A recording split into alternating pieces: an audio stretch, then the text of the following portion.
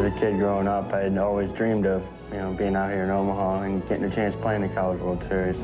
I've had them dreams shattered quite a few times. Never thought after last year I'd get a chance to, but this is definitely a dream come true. When you're a little kid and you say, yeah, it's 2 outs, bottom of the ninth, College World Series, bases loaded, down by 2 and stuff like that. We always do that when I was growing up, and now it's a dream that I can live. I was on the Olympic team, coming out of my freshman year. We've been to 3 regionals since I've been here. We finally won one. We're here in the College World Series, and if we can win the whole thing, there's really nothing left. This is what it's all about. It would mean a lot. It's something that I can look down, look back 7 years from now, if I have kids or family or whatever, and just I was national champions. I was a part of that ball club right there, and have a ring to show for it. They play for this trophy. It took Georgia Tech extra innings to get to this day, thanks to the heroics of Nomar Garciaparra.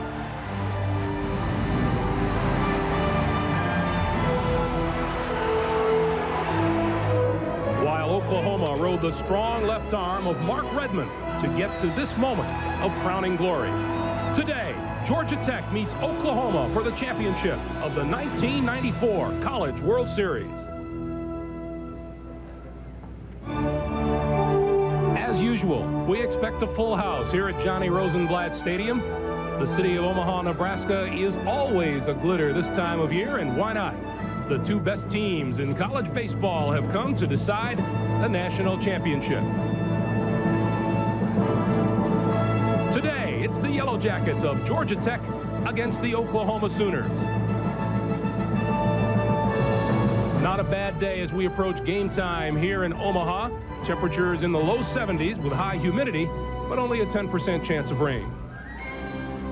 Good afternoon, everyone, and welcome to Omaha. I'm Greg Gumbel, and we are always excited as we get ready to crown yet another college baseball champion, Georgia Tech against the Oklahoma Sooners. Both of these teams have come through their respective brackets unblemished. Out of bracket number 1, the second-seeded Yellow Jackets, a perfect 3-0, and the same can be said for the Oklahoma Sooners, champions of bracket number 2. They're also at 3-0. Joining me here in the booth today is longtime friend, former manager of the Mets, the Chicago White Sox, and the Cleveland Indians, Jeff Torborg. Let's first talk about Georgia Tech, Jeff, and an outstanding athlete behind the plate in Jason Varitek. Well, they're a good ball club. Their game is based on power hitting, good pitching, and they're led by a 3-time All-American, Jason Varitek, who's also the National Collegiate Player of the Year this year. And he's not just the only star in this club. They've got 3 other All-Americans. This is a ball club that relies on a home run, 91. That's 24 more than Oklahoma's hit. So it's a very solid ball club. Now, speaking of the Oklahoma Sooners, their heart and soul is a second baseman who swings a pretty good bat and plays some good defense. He really does. He symbolizes what the club does. It plays a speed game. It's good defense and clutch hitting. He's an All-American as well. He leads the club in RBI and stolen bases, and they're a club that also is deep. They've had 7 guys drafted last week in the Major League Draft, so they're solid as well. If Rick Gutierrez has a good day, so will the Oklahoma Sooners. We have the field well covered. Leslie Visser is down there today, as well as former University of Miami coach Ron Frazier. Let's check in right now with Coach Frazier. Coach? Greg, a little scouting report on both ball clubs. Oklahoma coach Larry Cashel brings a lot of College World Series experience here. He's brought 3 different schools here, a World Series record. He's an aggressive coach, he likes the running game, and they have a solid defense. And if his pitcher, Lovinger, can take them 5 or 6 innings, he can turn it over to Bucky Buckles, one of the best relievers in the country. Now in Georgia Tech, Coach Danny Hall is making his first appearance here at the College World Series, as well as his team. Hall is more of a station-to-station coach who relies on the long ball. Pitching and power at the plate have brought him here. The key to this ball game may be Jason Varitek, if he can stop the running game of Oklahoma. Leslie Visser, take it over.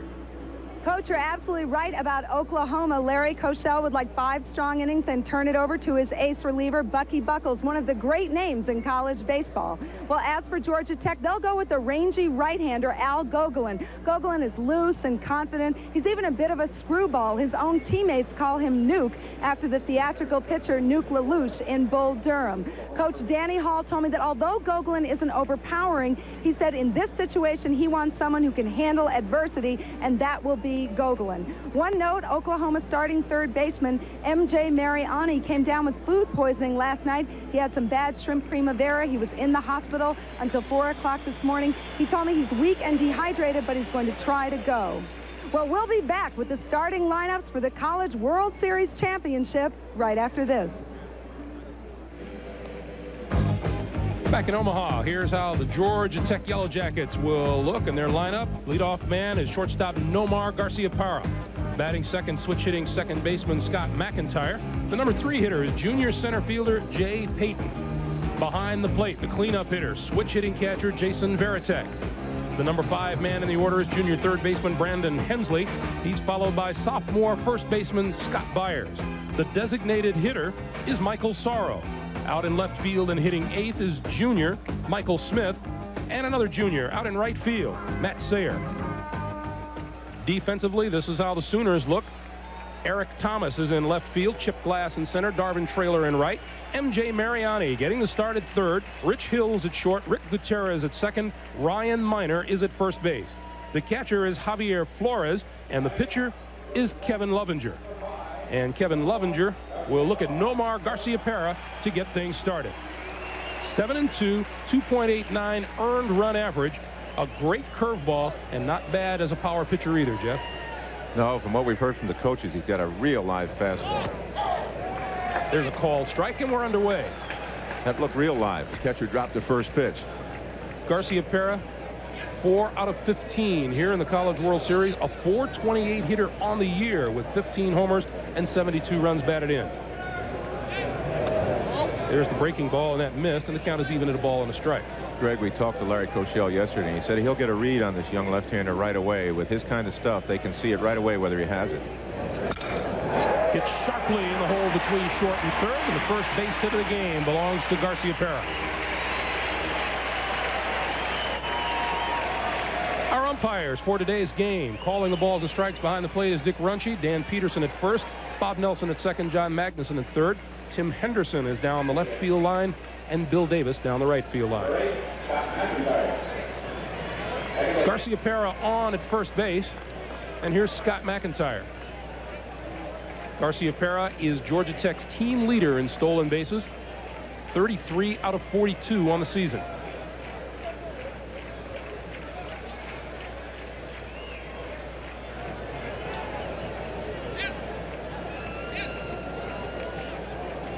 You know, Greg, we talked about Oklahoma being a running ball club, and Georgia Tech relies on the power, but this is one guy in their lineup, Garciaparra, that they will run with. And they pitch out. 1-0.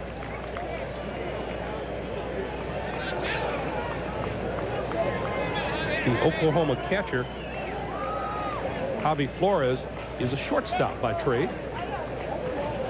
That's called strike, 1-1.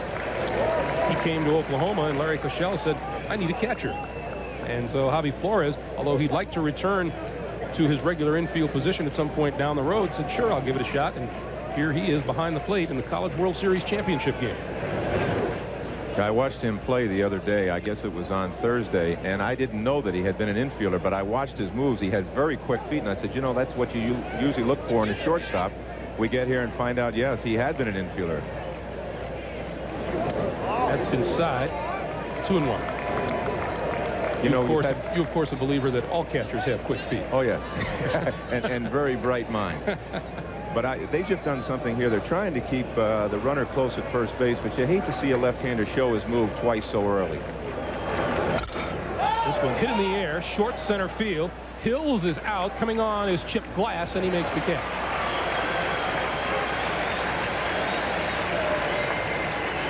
Here in Omaha, of course, aluminum bats are permitted. You cannot use a roll block going into an infielder. They wear the double ear flaps, and shame on you if you are using a tobacco product. You will be kicked out. Here's Jay Payton, hitting .286, 4 for 14 in the College World Series. A great .435 average on the season. Jay Payton leads a pretty good lineup, doesn't he? Jay Payton, Garciaparra, and Jason Varitek. 102 RBIs in 60-some ball games. That is amazing.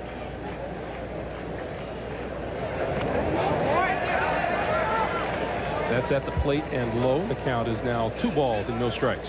Greg, when you have hitters like this coming up in the middle of your lineup, you better make sure you pay attention to the hitter. They're paying an awful lot of attention to the runner at first base, and that's when you get hurt. If you're messing around over there too much and don't make a quality pitch.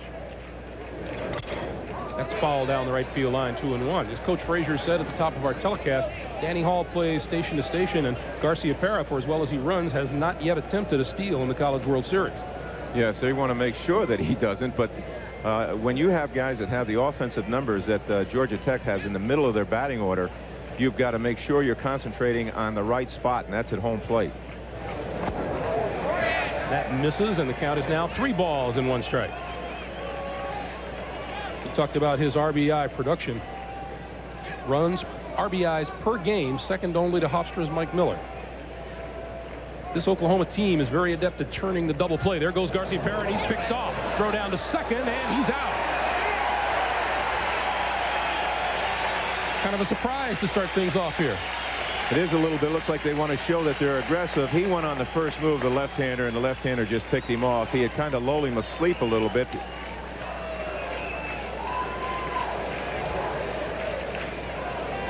The flip over, and Ryan Miner's throw down to shortstop Rich Hills is absolutely perfect.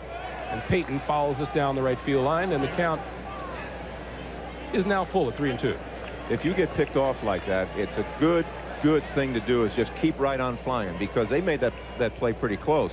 If the left-hander takes a little time getting it to first base, the play can be very close at second. And he got him swinging, dropped at the plate. Flores will throw him out, and that'll do it for the Yellow Jackets. Here in the first inning, they get a hit. They do not score. We'll go to the bottom of the first. Scoreless.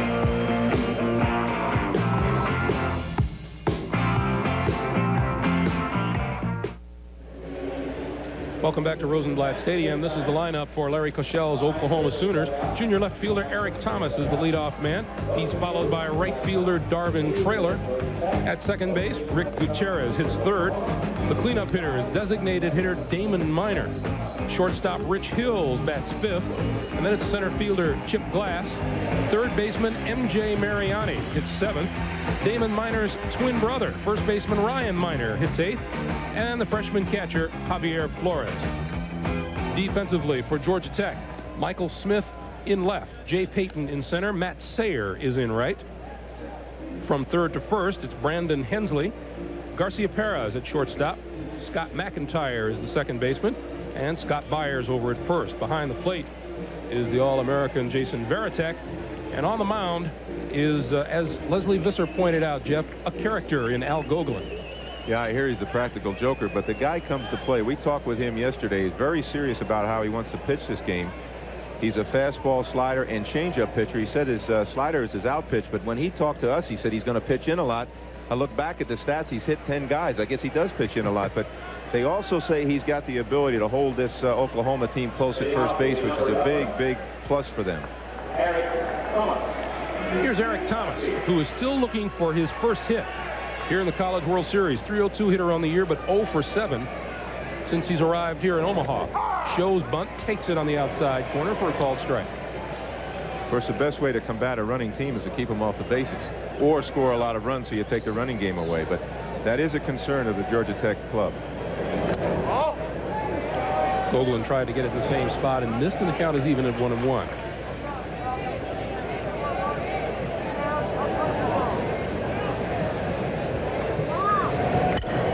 This one followed back 1-2.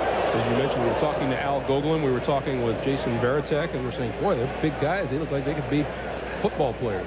Both of these clubs are pretty good size. When you look at the twins on the Oklahoma club, the Miner brothers, they're monsters, 6'7".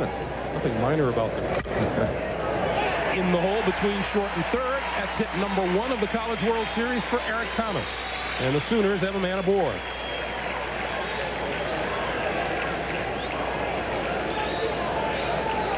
Gogolin stayed on the outside corner, and Thomas went with it. Now, contrary to Danny Hall's station-to-station philosophy, these Sooners will run, and it's a pretty interesting setup here. Jason Varitek against the base-running Sooners. It really is. Well, watch how he's going to vary his stops. He's going to try to be quick to the plate. He has a slide step in his repertoire where he doesn't lift the leg. We'll see how he handles this. That's inside, 1-0 to Darvin Traylor. What you see, Greg, is the first base coach for Oklahoma will have a stopwatch and will check to see how quick Gogolin is to the plate from his first move to the catcher. And then they'll have a good read on how they can run. Thomas over at first base is 23 out of 29 in the stolen base department.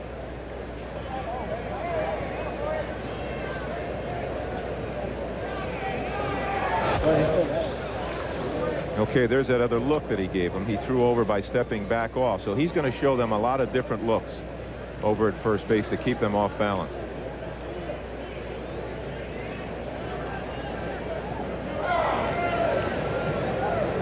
Gogolin excels at keeping runners close. There have been 8 stolen base attempts against him in 136 innings this season, and Eric Thomas was going to give it a shot there.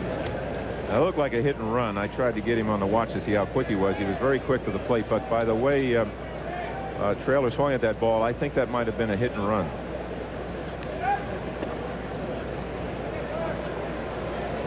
Traylor has been on base half the time that he's come to the plate here in Omaha.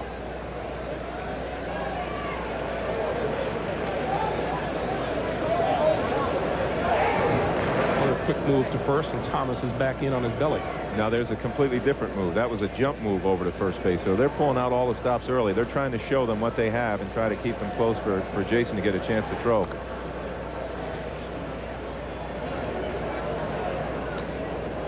Bottom of the first inning, each team with a hit. We have no score as yet.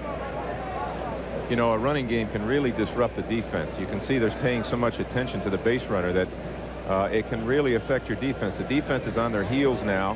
The pitcher stepped off a lot of times. It can affect the offense as well. You know, the hitter standing in there a lot waiting, but it can affect the whole defensive alignment. That's called strike. The count is now a ball and 2 strikes. Oklahoma has run quite well since arriving here in Omaha. 9 attempts, 7 successful. And as you say, just to say that you're going to run gives the pitcher a whole different attitude on the mound, even if you never take 2 steps. That's a fair ball down the first base line. Extra bases for Traylor. Larry Koshel is going to wave his man around. He will score. Oklahoma has the lead. The throw to third, and Traylor is in with a triple.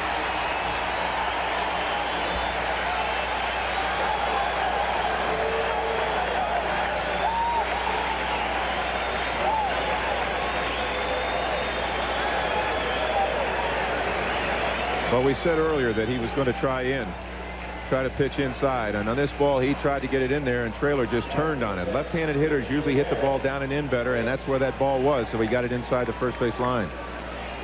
First baseman Scott Byers just 1 step too far away from the bag. It got between him and the bag, and Oklahoma leads it 1-0 here in the first inning.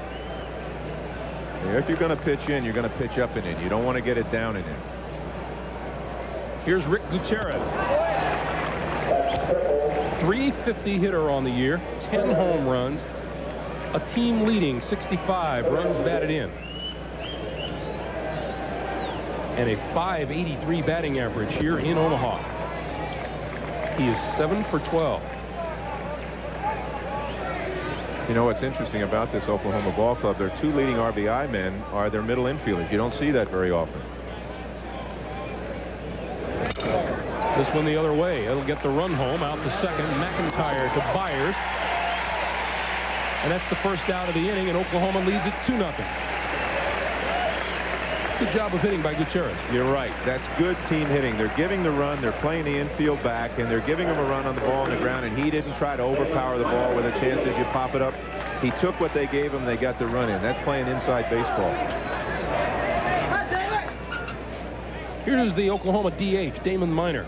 Just shy of 300 on the season with 13 homers and 50 runs batted in. Those 13 home runs lead the Sooners. That's high and away, ball 1. Greg, I saw him hit a ball here the other day that went not only over the stands out here, but it was way down in the parking lot. This is a big 6'7" kid. We watched him take batting practice yesterday. He is strong.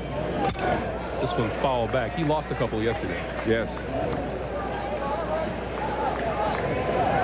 So it's a nice blend. You've got the speed at the top of the order, and then you've got the big guy in the middle. You've got a couple guys that can pop the ball. They don't have the power potential, it seems, or at least the numbers that Georgia Tech has, but they've got a nice balance.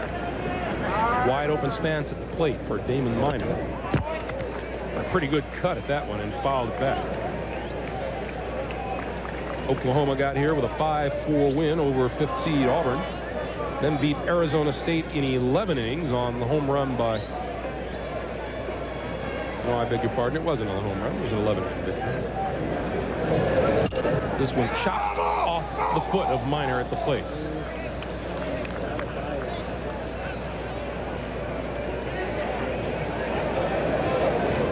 You know, when you look at this inning, you wonder how much the base runner really did bother Gogolin, because he spent so much time trying to keep him close, and he had 2 strikes on Trailer, and he wasn't able to make the pitch he wanted. And that, again, is what often happens in the back of the lineup if you have guys that can run in the front end. You get a lot more fastballs and also maybe pitches that you can hit better. In on his fists. Up the first base line, and Gogolin makes the play for the second out.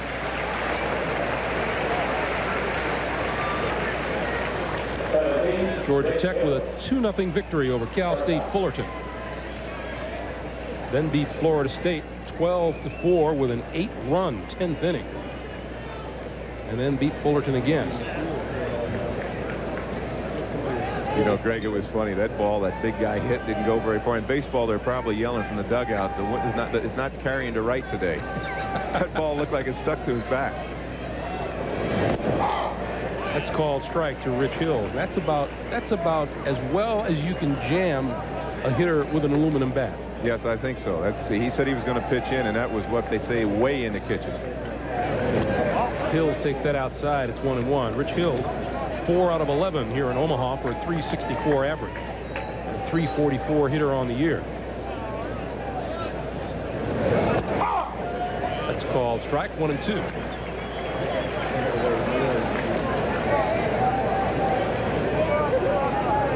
Gogolin looks like he's throwing the ball a lot better out of the full windup.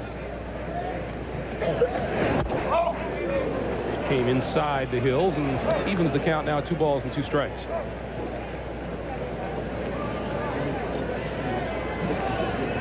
Hills, a junior shortstop who can also catch. 2-2 pitch, line down the left field line. Fair ball, kicked up the chalk. Hills makes the turn at first, and he'll pull into second with a 2-base hit. As Michael Smith wheels it into third, that is the 3rd hit of the inning. And another runner in scoring position now for the Sooners. Well, Rich Hills is one of the drafted players, and he was talking to us yesterday saying that he has been told that maybe he will be switched position, but he's got the kind of body. Boy, he got the head of that aluminum bat out on that ball. Gogolin's throwing the ball well, and he popped that ball. He got the head out, and that ball hit right on the line. But he was saying he might have to change the position if he gets in the pro ball. They think his body is going to get a little bit bigger. Here's Chip Glass. The center fielder takes ball 1. Greg, he hit a home run the other day. Now, you can see how, if you look at the picture, how much he chokes up. He hit a ball into the teeth of the wind on Thursday here, right out of this ballpark. It was really surprising. Glass has 2 home runs here in Omaha. One of them an inside the park job, and the other the one you talked about. And he's one of the big sluggers that Oklahoma brings into Omaha. .750 slugging percentage or better for Gutierrez, Glass, and Trailer. 1-1 towards short. Garcia Parra will throw him out, and the Yellow Jackets are finally out of the inning, but not before Oklahoma registers a couple at the end of 1. It's the Sooners 2 and Georgia Tech nothing.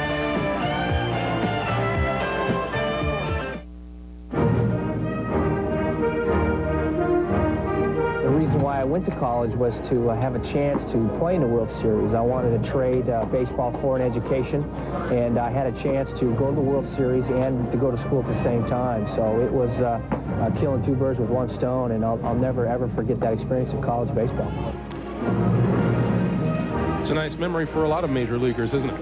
You're not kidding. I had Jeff Kent with the Mets with us. He came over in that David Cohn trade. he comes to play. And when what you hear him say, you can take that to the bank. He's sincere about how he plays this game. We welcome you back to Omaha in the start of the second inning.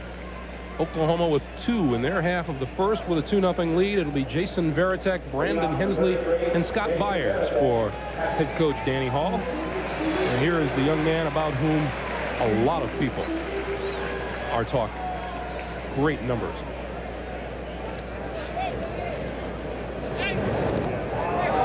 And Kevin Lovinger's first pitch is a breaking ball that comes up short and way inside, 1-0. You know, Greg, something that's really impressed me about this guy is that he was a first-round pick last year and negotiated hard and long and went back to school. And he hits this one a mile to left center field. Goodbye. Wow, that was in the light towers over the top of the speakers.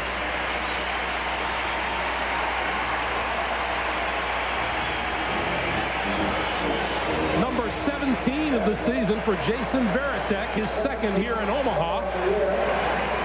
And Georgia Tech cuts the Oklahoma lead in half. It's 2-1.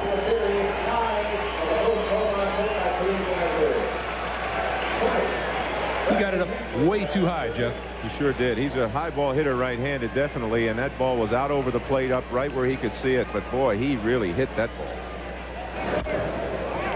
Swinging on the first pitch is Brandon Hensley, and his count is 0-1. What I started to say about Jason before was that he was a first-round selection and came back to college and got even put bigger numbers on the board. That's tough to do after the year he had a year ago. 1-1 now to Hensley.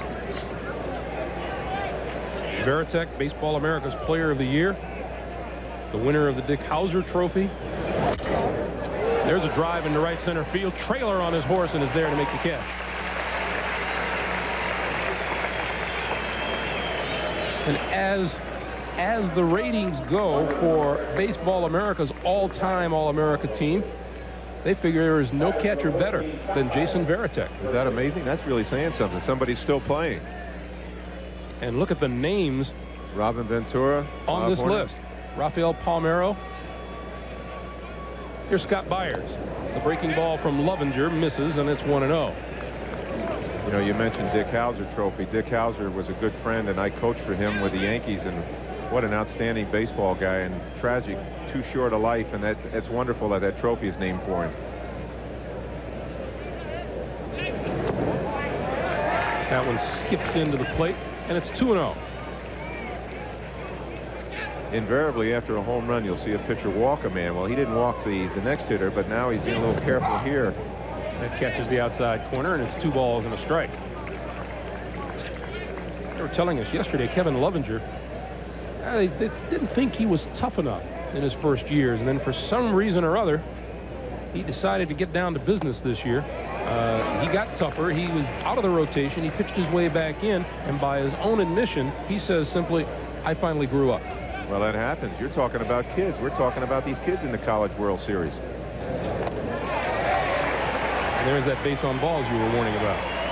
Yeah, and the reason for that is the guy will sometimes press after a home run. Now that home run should have counted for 2. That's how far that one went. But I think what it does, it knocks the psyche loose. When he got the next hitter out, but then he walked the left-hander, and that happens a lot with left-handers as well because they try to be careful out over the plate.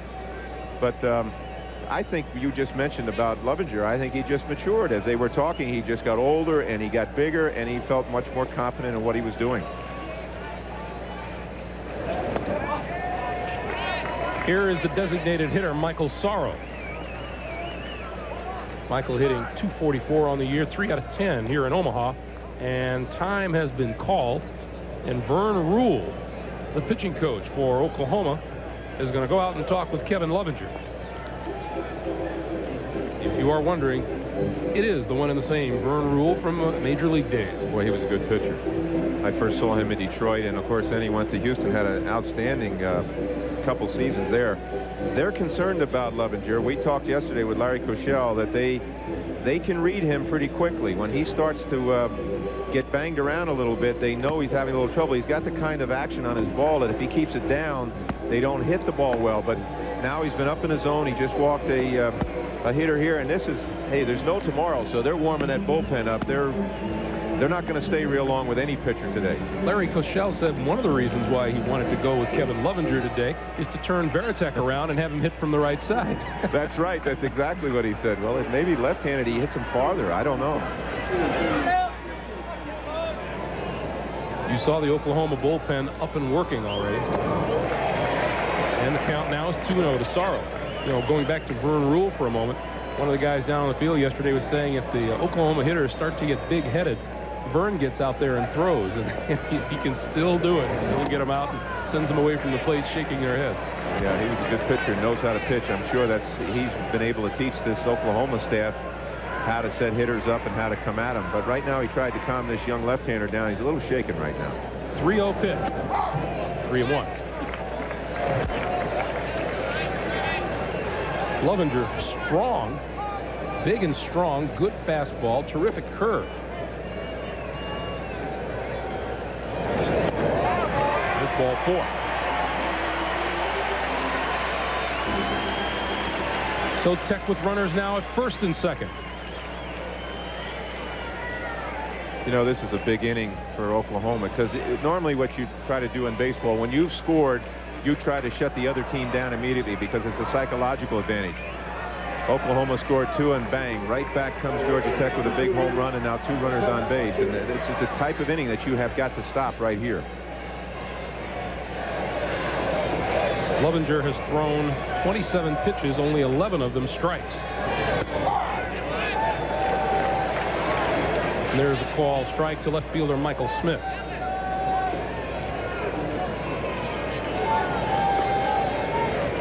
Runner out at second is Scott Byers. Michael Sorrow is on at first, and now Javi Flores is going to go out and talk.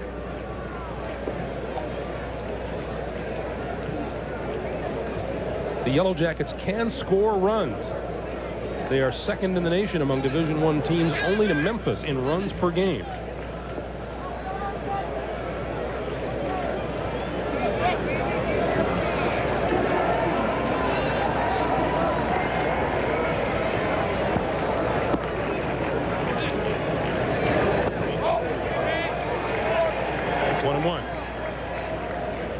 You know, it's always good time to score runs anytime you have a chance to. But when the bottom of your order does it, if they can come through now with their 8th and 9th place hitters doing some damage here, that'll really pick their spirits up.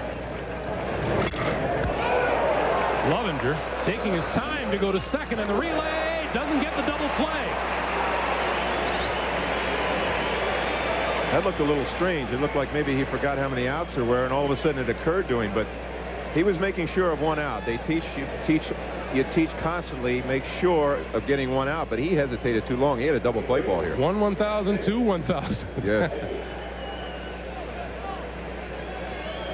We mentioned in the previous inning, this Oklahoma team has done a tremendous job of turning the double play this season.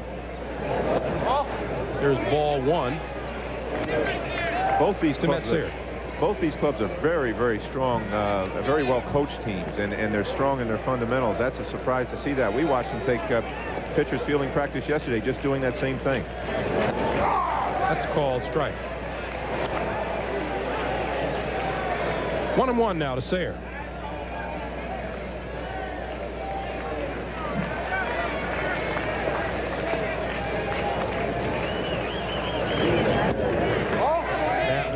Just misses on the inside. 2 balls and a strike.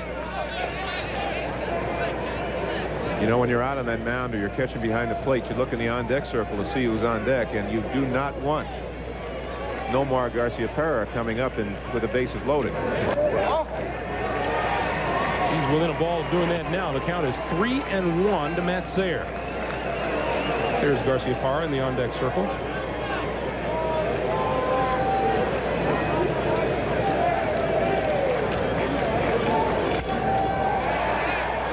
And with the count full and 2 out, Michael Smith will be off with the pitch at first.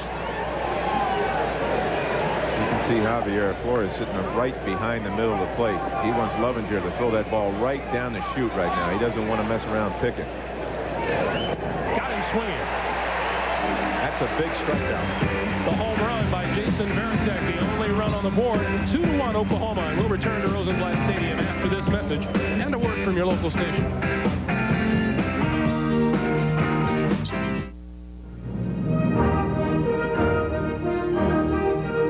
was fortunate enough to get a chance to pitch the first game for our club as a freshman. I was a freshman out here in Clemson, and I started the first game against Miami against Neil Heaton, and Neil Heaton was the pitcher of the year that year. And I gave up 5 runs in the first inning, and we went on to lose that game 14-5, I think. But still, it was a tremendous honor to get a chance to not only start a game, but to at least pitch in the College World Series. And it's something I've always looked upon as one of my most exciting games that I ever pitched in, even though I didn't do well. It's not necessarily a barometer of how things are going to be in the future, how well you perform here. Here's M.J. Mariani leading off, the third baseman for Oklahoma. And Gogolin's first pitch is high, ball 1. Mariani, as Leslie Visser reported at the top of our broadcast today, bout of food poisoning. Up most of the night, feels weak. But as you said, Jet, you only play in a College World Series championship game. You're right. One time. Once every so often. Not too often. A couple of times if you're lucky. But I'll tell you, my experience has been some of the guys who have been the sickest have had the best game. And the reason for that, I don't know. Maybe you're more relaxed. Maybe you're focused more. You're not as hyper. But wait and see. Let's see what happens here. 2-1 pitch inside corner, 2 balls and 2 strikes. Interesting too, because we heard just before the game that M.J. Mariani said the bat felt like a tree trunk to him downstairs. Well, we were talking yesterday with Larry Koshel. He'd like to see him get started in the stance a little bit earlier, and that might be a psychological thing he has to do. I think he has to get going a little earlier. He's barely got around on that one down the right field line. The count stays at 2 balls and 2 strikes. Oklahoma with 2 in the first. Eric Thomas a single. Darvin Traylor tripled him home and then came in on a ground out to the infield. Count is full now to Mariani, and in the top of the second inning, Jason Varitek hit one out in left center field, which is due to come down within the next 5 or 10 minutes, so I would think. Full count pitch. Ball 4.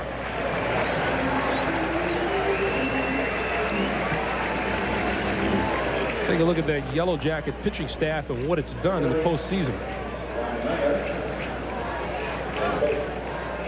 75 strikeouts in 80+ innings. It's tough to get much better than that. Pitching is usually what sets the tone and what really wins the ball games, and that's what both of these coaches here today are really thinking about. They're going to try to manipulate their pitching staffs the best they can to get through this. Here is Ryan Miner, twin brother of designated hitter Damon. Ryan is the first baseman on this team. Ryan is, from what we heard yesterday, NBA basketball potential type player. He's a real good player. Averages 18 a game for the Sooners basketball team. That's called strike. Yeah, it's funny, Greg. The other day I was watching this game on TV, and the phone rang, and as I'm watching the game, I see this great big guy Miner come up and hit left-handed. And all of a sudden, I see a right-handed Miner come up there. I didn't realize they had twin brothers on the same team, and I'm thinking, why is the guy hitting right-handed against a right-handed pitcher? Better go easy on that iced tea. That's called strike. 1-2.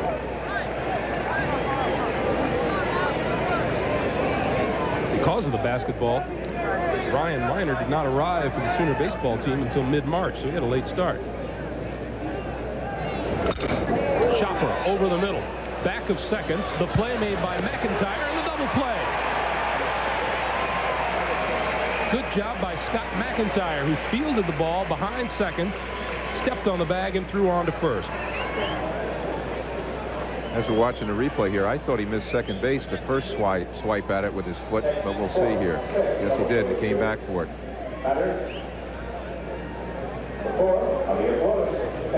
Oh, wait a minute. He never touched it. I thought he missed it the first time. Okay, he thought about going back and getting it. Yes, he did. And then he realized it was too far away. He couldn't make the throw if he went back. Down to second. McIntyre fumbles it, picks it up. What an interesting inning for Scott McIntyre out at second base. And eventually, despite the walk, the Sooners go in order. We've played 2 here in Omaha. Oklahoma 2, Georgia Tech 1.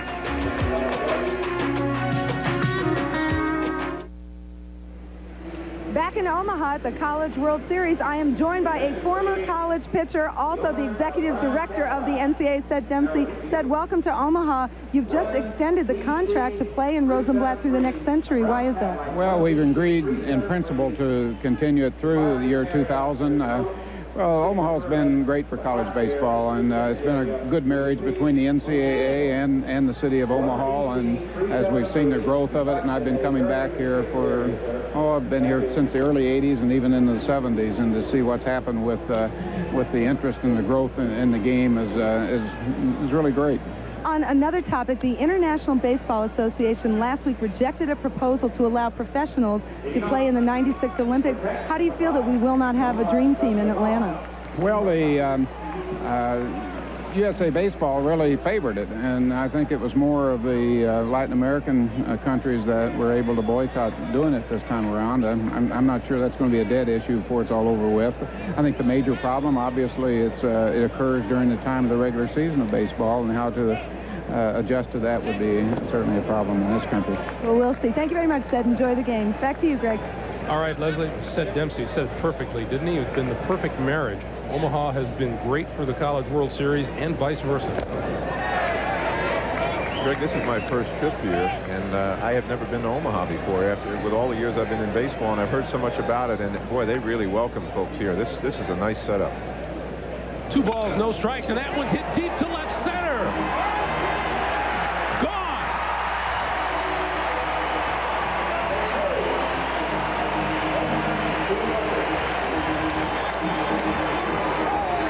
Said leading into this that they had outstanding power.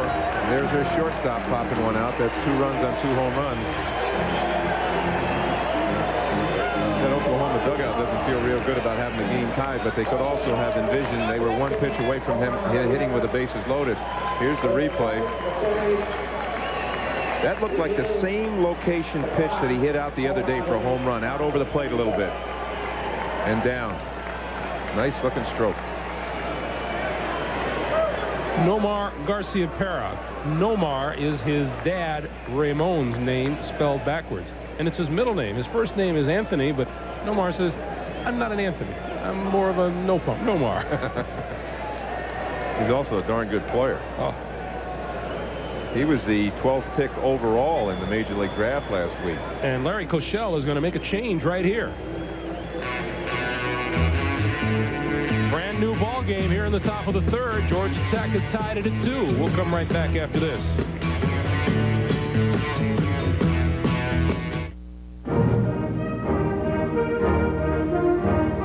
My fondest memory was 1988. I was on the national championship team, and we beat Arizona State in the final. We'd only beat them once all year, and they're in our conference, so we play them 6 times a year. We'd only beat them once during the season, but we beat them in the championship game for the title. Mike Mussina, another of those that made his presence felt here in Omaha.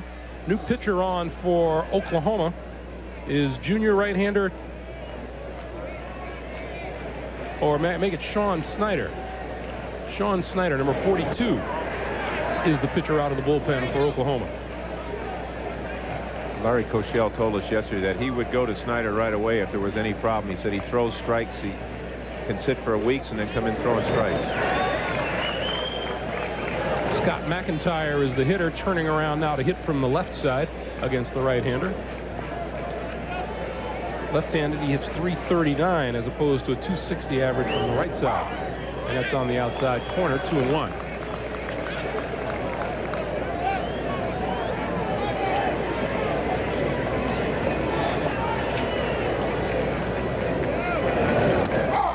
That's called strike. 2-2 now.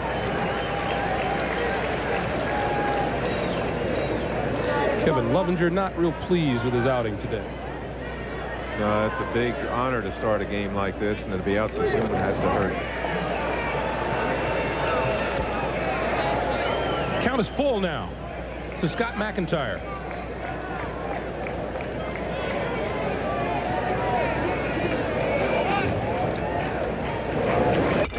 And that's fouled off. We'll do it again.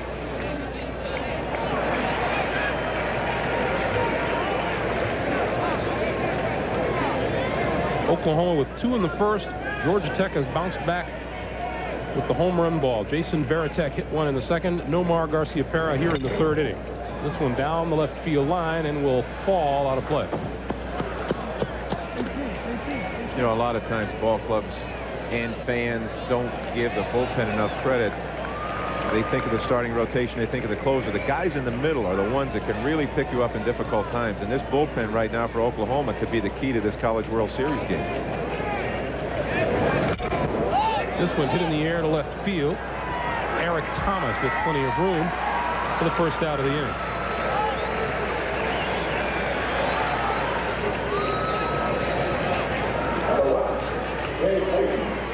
That'll bring up center fielder Jay Payton.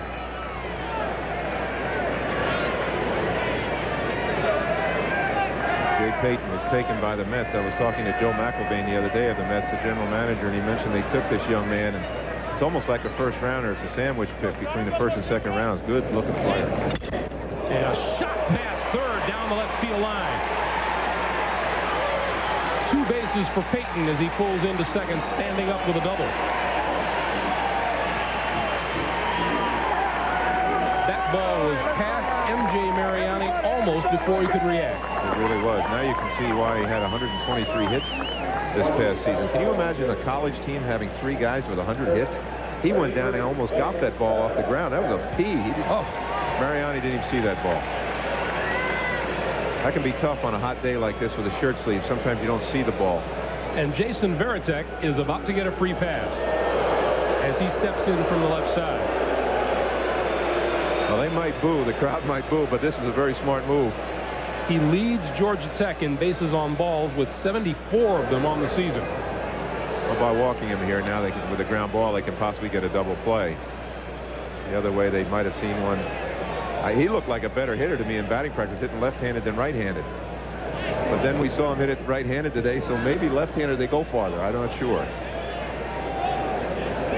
The scary thing is, maybe he is. I know. I'm semi-kidding. Here's what Varitek did back in the second inning. Well, here he's real short. His hands are close, real short. And pow, this ball's up in the zone, and he got it. Varitek, a .443 hitter right-handed, .413 left-handed. Sounds like a real weakness to me. What a drop-off. Here's Hensley. Flied out to right, back in the second inning. 2 on for Georgia Tech. 1 out, 1 run in on the home run by Garciaparra. That's called strike. Well, when you compare these two clubs statistically, Hensley has got 65 RBIs, which would tie for the lead, I believe, with the top Gutierrez of the Oklahoma Ball Club, and he's about 4th or 5th in line on his own team. Popped up. At first, Ryan Miner pulls it in. Big out for Sean Snyder out on the mound. That's 2 down now and brings up Byers. Well, Greg, you and I stood behind a batting cage yesterday and watched this young man Byers swing the bat. Scott Byers can hit. He's got a sweet left-handed stroke, and he was popping them out of here regularly yesterday. So Mr. Snyder has his work cut out for him here to get out of this situation here and not allow a tweener or something that would score a couple runs. Try to save that run at second if he can as well. Outside corner, strike 1. That's a nice pitch. Normally what you talk to your guys about, when you see a left-hander, he's kind of your typical left-hander, likes the ball down and in. You say to your guys, stay out of that low and inside zone. You can pitch all over the rest of the zone, but stay out of that area. And that's what we saw him hit yesterday.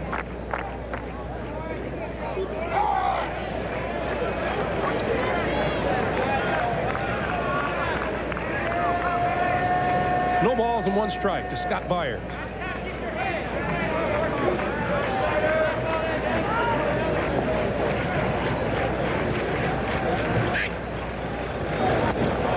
Outside, 1-1. Garciaparra started the inning with a shot into the seats in left center field. Snyder came on and got McIntyre to fly out to left. Payton doubled down the left field line. Varitek was walked intentionally. Hensley fouled to first. 2 on, 2 out, 1-1 to Byers. 2-1.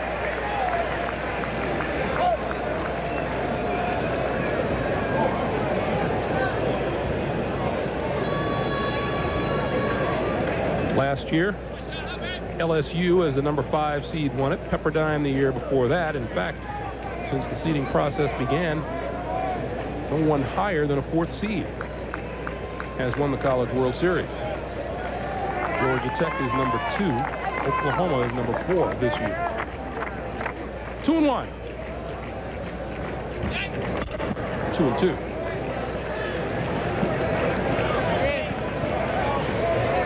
John Snyder has a count right now where you're even with a hitter. When he was down a minute ago, I didn't think they'd go anywhere near his power, and they made a nice pitch and location there. But, you know, each one of these pitches now in a count like this, in a game like this, is very important, even though it's this early. Because this is an emotional roller coaster, especially in a game so highly charged as this.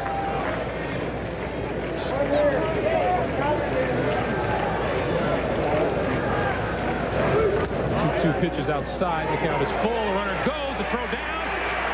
And he is out. Maybe not the wisest decision in the world by Jay Payton to try to move up. But Georgia Tech gets 1 on the homer by Garciaparra, and we're tied at 2.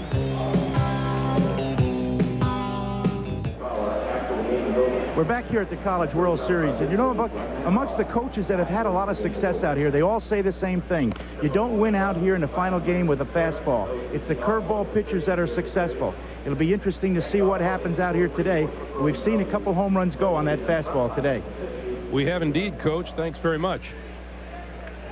Bottom of the 3rd inning for Oklahoma. It'll be the top of the order. Eric Thomas, Darvin Traylor, Rick Gutierrez to face Al Gogolin, who finds himself dead even once again.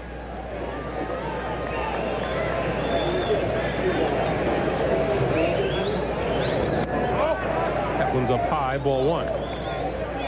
You know, this game is so different with this aluminum bat. I was just, of course, listening to Ron speak about how they throw a lot of breaking balls here. And taps one down the 3rd baseline. The bunt attempt is going to be successful. Brandon Hensley could not make the play. And that'll go as a base hit. It's a nice punt. I'm surprised if it's closer to the line, you'd think he had more of a shot at it, but I think he rushed it just a little bit. So for a guy who was hitless here in Omaha, Eric Thomas has had himself a pretty good day so far. Singled and scored in the 1st, and a bunt single to lead off here in the 3rd. And here is Traylor, whose RBI triple began the scoring. Chopper over the middle, runner on the move on the play. Garciaparra's play is to 1st. And Thomas is out at 2nd.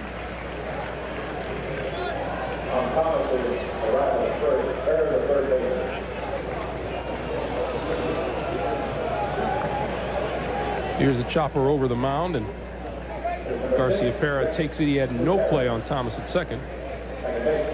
When I said he was out at 2nd, I mean he's standing out at 2nd. Yes, okay, I'll accept that.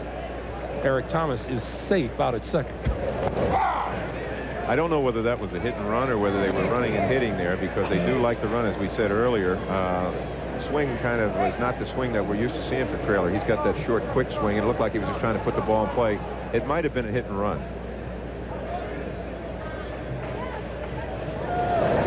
Gutierrez right back to the pitcher, Gogolin. And now hung up between 2nd and 3rd is Thomas, and he is out. Well, they executed that rundown very well there. That was actually, when you get in a rundown like that, if the Oklahoma player was able to just keep that thing going for a while, they would enable the runner to get to 2nd base. But Georgia Tech played it perfectly. Hensley ran him back, got him moving, then got him stopped. Good play. Garciaparra makes the tag. Incidentally, official scorer has ruled that is not a bunt single. They have charged Brandon Hensley with an error. I thought it was an error. I thought he took his eye off the ball just for a minute right after Gogolin went past him. Hensley kind of looked up like he was looking at first base, and the ball went off his glove. Now this is an interesting situation. You've got the best base stealer for Oklahoma on base right now, and they're going to try to go for it somewhere quick early in the count, I would think. Ground ball to short. McIntyre makes the play. Strange inning. Everybody is off the base paths, though. We're tied at 2 after 3, and we'll return to Omaha after this message and a word from your local station.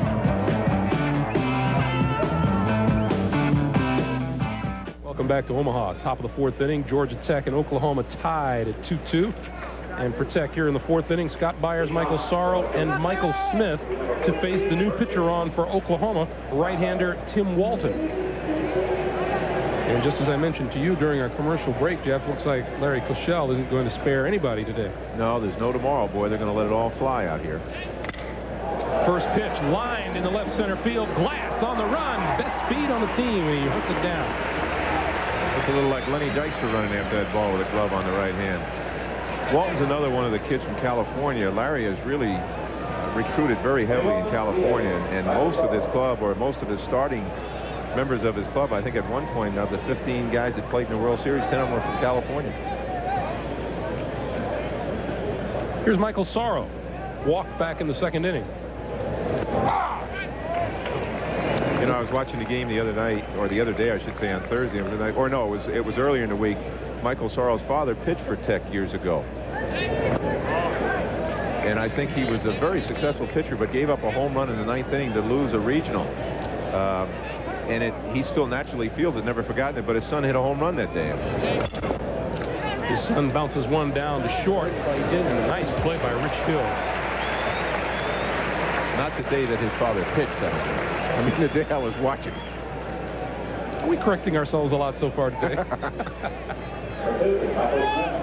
You mentioned watching the game earlier in the week. It reminds me of our usual tip of the cap to our colleagues at ESPN who do such a fine job broadcasting the College World Series. From its beginning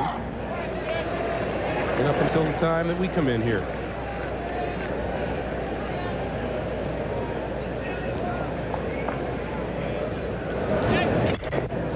Hit in the air, center field. Here comes Glass. Boy, and Tim Walton makes short work of Georgia Tech here in the 4th. 3 up and 3 down. We'll go to the last of the 4th inning, tied at 2.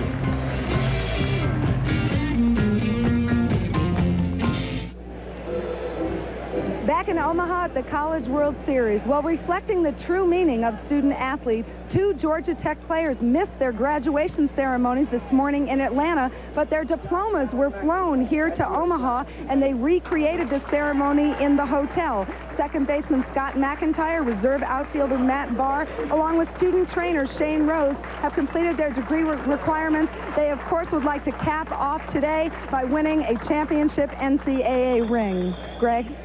Leslie, thank you. Scott McIntyre said the 2 things you work hardest for all through school. One is graduation day, and the other is to get to the championship game of the College World Series, and they both fall on the same day. Congratulations to them. That's outstanding. That's a great story. I've got a son who's graduating next Saturday from Northwestern, and in between his last exam and graduation, he's out trying out for the Dodgers in Vero Beach. There's a drive into right field. And misplaying it was Matt Sayer. Took off and over his head. And Hills pulls into second. That's what you call a ball with some carry. I'll say that's aluminum bat line drive right there. Of course, you're seeing it lately in the major leagues. They're saying the ball might be juiced up, but that ball just kind of looked like it had a second takeoff because Sayer looked like he had a beat on it, and all of a sudden he realized, uh-oh, I'm in trouble. That's a lonely feeling out there. Another half step and he would have been there. Oh, boy. And here's Chip Glass. Hills is on at second. And we're still waiting for a ruling. It would strike me that that'll go as a 2-base hit. Oh, I think that's got to be a hit. That ball just took off. He didn't lay leather on that at all. Remember what Goebel said yesterday? He said Oklahoma will come out hacking, he said. Then he corrected himself. He said, "Oh wait, that's a bad golfer." He says they'll come out swinging. He's right. This club keeps coming at you. Well, they have charged Matt Sayer with an error on that play out in right field. Let's see how much I know about this game.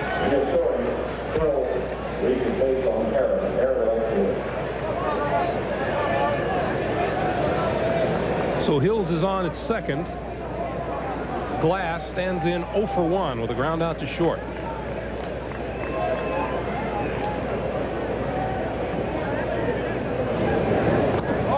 That's a ball, 2-1. Mentioned last inning, Chip Glass and his outstanding speed. In fact, the coaches this season have been working hard with Glass to hit the ball down on the ground to make better use of his speed. Yes, he's the kind of hitter that would be a real good turf hitter, too. He can run real well. He puts the ball in play. Some of those pop-ups, those fly balls to the outfield are too easily handled.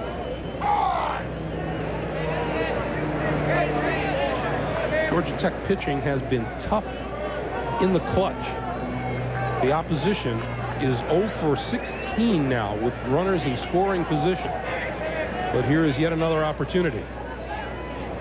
There's a base hit to left. Hills will hold at third. And runners at the corners for Oklahoma with nobody out.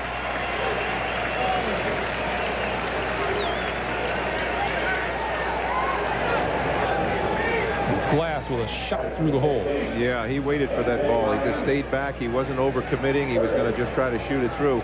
Normally in that situation, you'd like to see your guy pull it to the right side of the infield in order to move the runner up. But with the way their club slaps the ball around, I think that Larry just lets them go aggressively to hit the ball where it is. Glass with speed on at first. And here's Mariani, who walked to lead off the second. Let's see what Larry Koshel has in mind.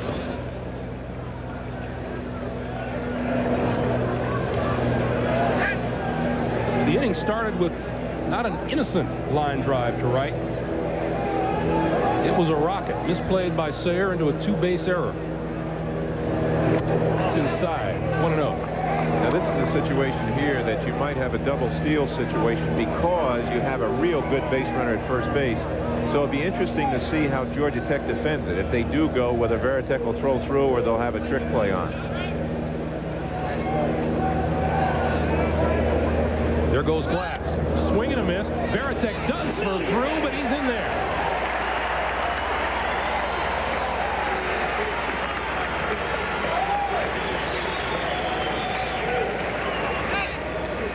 Yeah, we're watching the replay now, and you can see that that ball is right on MJ's hands.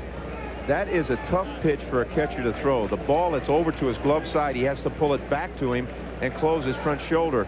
And yet Jason made a pretty good throw. It's a little high, but if the ball's on the other side of the plate, it keeps you closed and it's easier to throw. But the one that's inside on the hitter, he also had to wait back to make sure he didn't swing through it and hit him. So he had to wait back and then close up. So we'll take another look at it here.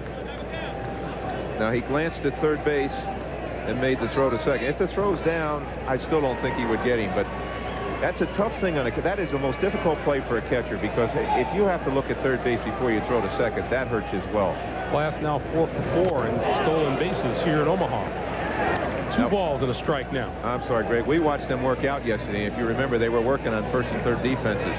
And one of the things they wanted to make sure was that they looked at runner at third back. So basically, they were playing that safe there.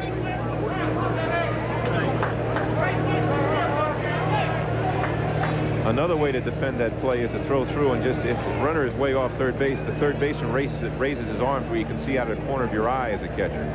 There's a base hit to center field. At least one will come home. Payton comes up throwing. The throw to the plate. He's out. No, he's safe. Varitek looked like he made the tag, but plate umpire Nick Roche said he was safe.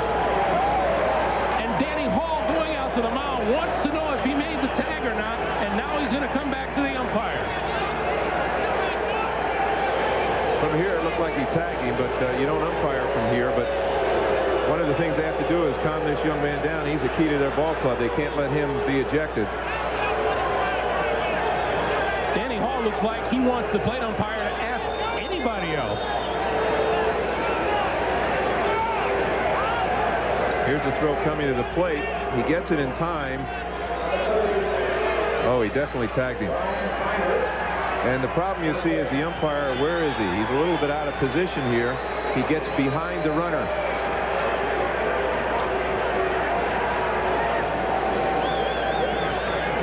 Well, from the angle where the umpire is standing, it looked like he missed him. he was kind of over on the first base side.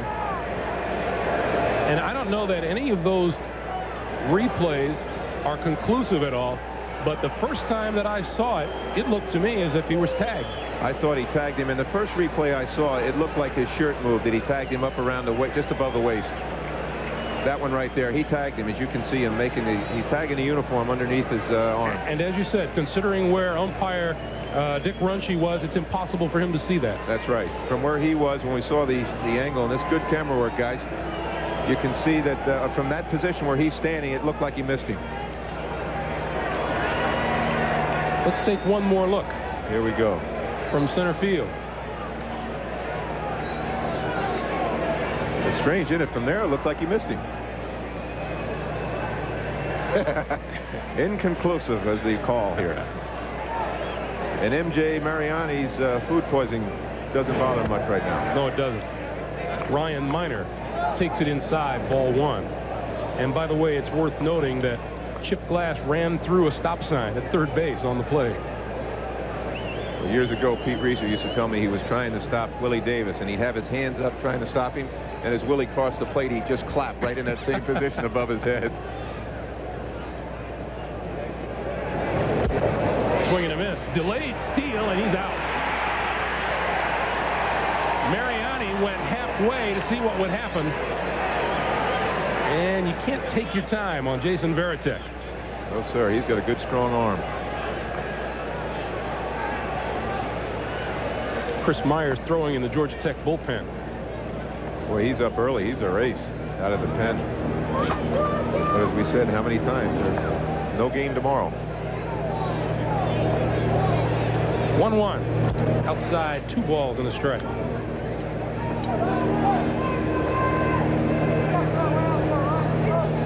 Well, just as you get one strange inning under your belt, another one comes along. Down to third. Hensley recovers. Too high. You know, Greg, that's one of the great things about baseball. It doesn't matter what level it's on. You can be in the game for 30-some years and see something new on the field of baseball. It's amazing. I've done some broadcasts with CBS Radio, and I've seen the darndest things happen this year.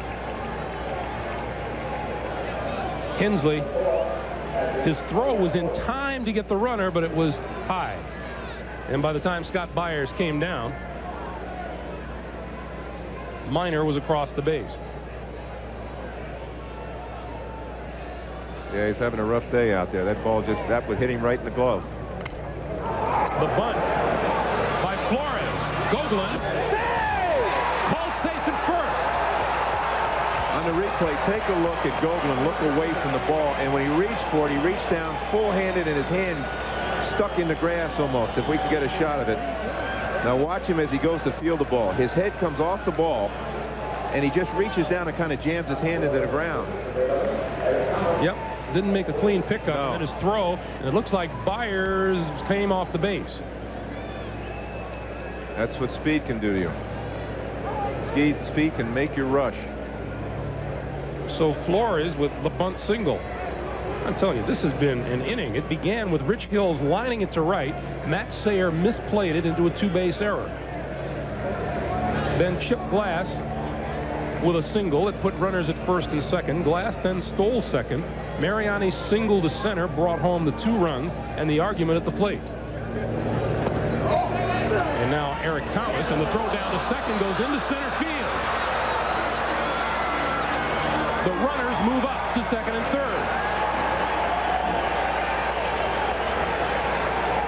Well, the defense is coming apart a little bit, but that can happen. You know, it can happen especially when speed is forcing it to happen. Let's watch Varitek get in position to throw this. He's a very aggressive catcher and wants to throw, and the ball, actually, it hooks away from Garciaparra. It was one of those that he kind of pulled it across his body. It was like a slider, and the ball went to the shortstop side of second.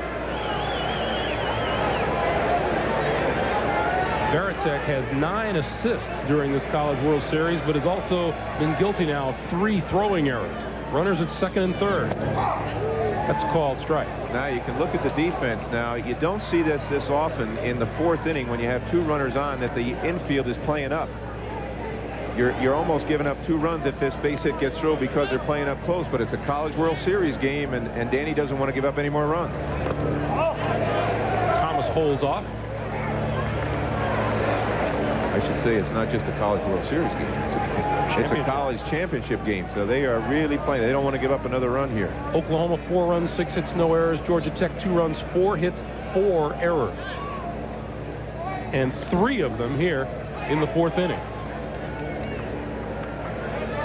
Runner down at third is Ryan Miner. Out at second is Javi Flores. This one hit into left field. Michael Smith with the dive and made the catch. No! But it's a fair ball. And 1 run has scored. And it's a base hit. I'm telling you, there are things happening in this inning that make you shake your head. Well, that was almost a sensational catch. The run would have scored from third anyway, but the ball kind of bounced loose behind him, and Javi Flores couldn't tell whether he caught it or not. And the umpire's call was out at first. He called it out initially, and then he called it safe after he saw the ball scoot out from under his arm. Here's the replay. Certainly a fair ball. Yes. No question about that. And then Smith slid into foul territory and lost control. Right. The umpire had to wait to the last minute. He called him out to begin with, and then he saw the ball sliding under him and called him safe, so Javi Flores at second had to go back. Michael Smith may be told when he gets back to the dugout, you return the ball to the infield, then continue your conversation with the umpire as to whether it was fair or foul. It's a 5-2 Oklahoma lead. Miner scored on the play. Flores is at second, and Eric Thomas is now at first base. And this is Darvin Traylor.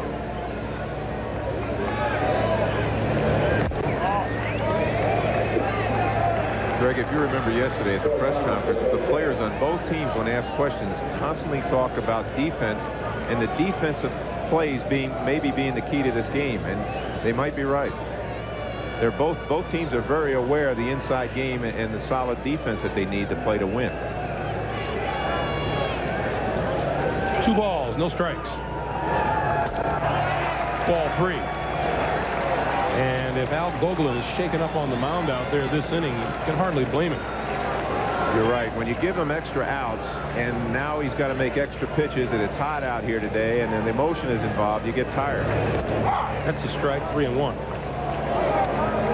An error, a single. A stolen base, a single. An error, a single. An error, and a single. You were talking about repeating yourself, weren't you? That's ball 4. The bases are loaded. Now, when a guy gets tired, when a pitcher gets tired, very often he doesn't lose his stuff. He loses the ability to locate the ball, to throw it where he wants. And that might be the case with Al Gogolin right now. That's Chris Myers in the Georgia Tech bullpen. So Oklahoma with a 3-run lead and a chance for a bunch more. Well, Oklahoma's got the guy at the plate that they want to hit. He's their All-American. Gutierrez is 0 for 2 so far today. Ball 1. Bases are loaded. That's Javi Flores down at third. Eric Thomas is at second. Darvin Traylor at first. 1-0 the count to Gutierrez. Ball 2. And now Gogolin is high. And he's tired. Now the key. And Danny Hall is heading to the mound right now. I don't know if he'll stay or change him right now. Tough spot to change it. Bring another pitcher in, but he's doing it. Got to have a lot of faith in Myers. Now the thing for Gutierrez as the hitter, he has really got to focus in on the pitch he wants. He's got to narrow where the ball is to be. He'll be facing a different pitcher when we come back to Omaha in a moment.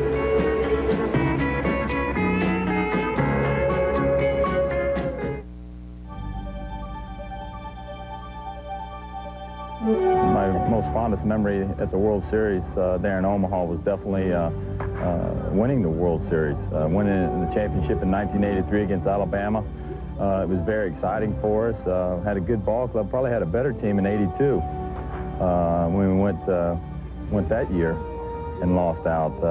But it was a always exciting. It's a time in your life, you know, that you'll never forget. The Rocket throwing darts for the Boston Red Sox. Here's Chris Myers. On in relief of Al Gogolin. His first pitch misses, ball 1. Wow, what a spot to be put in now. 3-0 with or base. ball 3, rather, excuse me. Yeah, well, 3-0, yeah, and you've got the bases loaded coming out of the bullpen. That's tough. That's ball 4. You know, Greg, I was also looking at their stats. He pitched Wednesday night and pitched 4 innings in relief. And that's only 2 days rest. That's, wow. You want to see, but of course they're all saying you got a long time to rest. That walk is charged to Gogolin. 6-2 Oklahoma. As Flores comes across the plate, and the 9th man to hit in the inning, the designated hitter Damon Minor. Boy, is this kid dangerous. If they get a strike down in the zone to this young man when he's up in the count, let's see one really go. Here's a called strike 0-1. Damon Minor has not hit well here in Omaha. Just 2 out of 17. A guy this big with the kind of power he's got, though, all it takes is one mistake by the pitcher, and he just gets into the ball.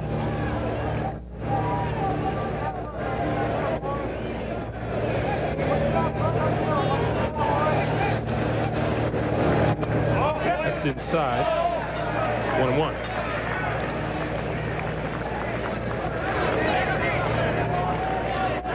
Who'd be the judge on this call? Jason Varitek asked third base umpire. Good call. Normally, by the naked eye, you can't see the darn thing, and the umpire is almost always right, but the replay indicates he held up. Rip foul.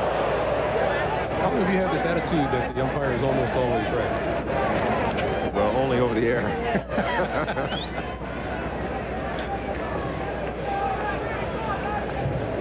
Sooners everywhere.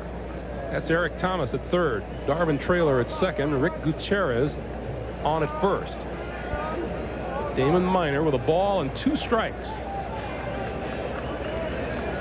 Tech would love a double play ball. There's another foul pass first. We remind you, tomorrow, Ion Sports comes out swinging from Atlantic City with a junior featherweight bout between Poison Junior Jones and Orlando Fernandez. There's also a big-time beach bash at the Coors Light Women's Pro Beach Volleyball San Diego Open. That is all here tomorrow, beginning at 1 p.m. Eastern on Ion Sports. You know, this situation reminds me of what Coach Ron was talking about before about needing to break them all. They've been all fastballs to this guy to this point. Pops it foul, and it looks like it'll reach the seats. And he's been on almost every one of them, except the first pitch he took on the inside part. If he has a good off-speed pitch here that he feels he can get over, he's not afraid of bouncing, it would be a time to throw it, I would think. 3 errors in this inning for Georgia Tech, 4 for the game. Coming into Omaha, Tech averaged just over 1 error a game. 4 games here in Omaha, they've committed 11. Yeah, this has been an ugly inning for them. A ball and 2 strikes. Fastball again, this one outside. 2-2. Well, we're getting to a critical part of this count right now, too. If he goes 3-2, 3-2, you know he's going to throw a fastball. The only time he might throw an off-speed pitch would be right now, except Varitek in this situation might be afraid to call his breaking ball. It might be one of those coming in cold, might be one of those that would bounce. Got him swinging. That was something with a little downage. I don't know what that pitch was, but the ball looked like it had a little dive to it on the outer part of the plate. First strikeout by a Georgia Tech pitcher today. A little downage is right. Yeah. And he swung over the top of it. You know, a catcher really has a feel for his pitching staff. In a lot of situations like this, he knows the personality of the pitcher, and he might be afraid to call something that normally has to be down in the zone. Hills fouls it at the plate. Hills began this inning, what, about a week ago? Seems like it. With a line drive to right that Sayre misjudged, was charged 2-base error, and That began this circus, which will forever be known as the bottom of the 4th inning. Rich Hill's parents cheering him on. Half swing, and it's 0-2. You know, I didn't realize until my boys started playing. Sitting in the stands watching my guys play, I was more nervous than any time ever that I played, coached, or managed. You want them to do so well, so badly, because they want it, you know, and you see the agony on the faces of Rich Hill's parents.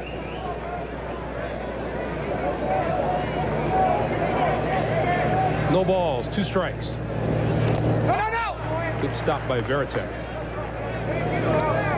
Now this is a big at-bat here too for the pitcher to get through, because a lot of times when you have a runner at third base and less than 2 outs, you think, I've got to get a strikeout in this situation, and you relax a little bit. You still need this last out.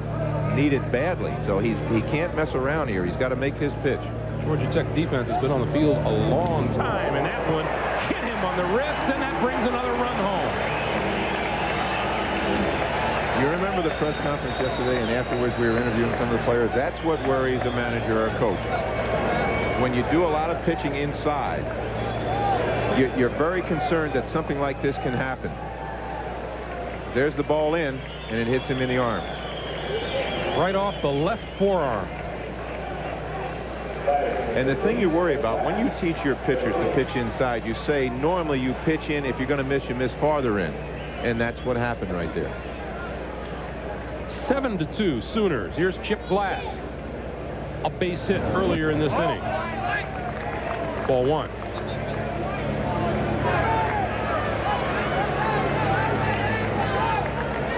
The Yellow Jackets trying to stop the bleeding.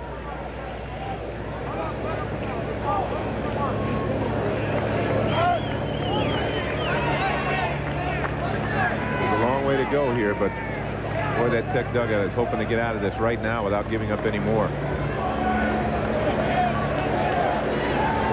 Myers had Hills 1 and 2, and then hit him. 1 and 1, the count now to Glass.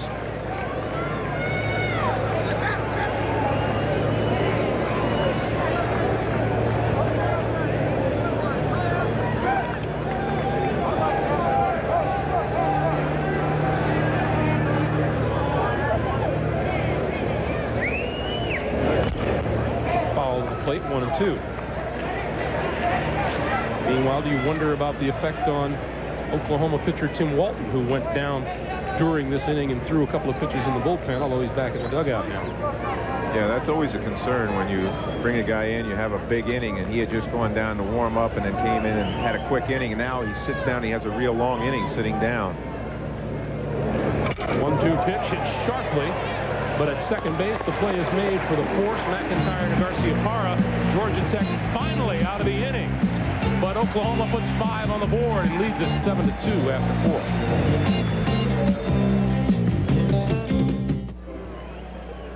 Back at the College World Series, where Oklahoma has exploded for a 7-2 lead. Well, one of the most emotional stories of the past 2 weeks has been that of Arizona State coach Jim Brock, who is battling liver cancer.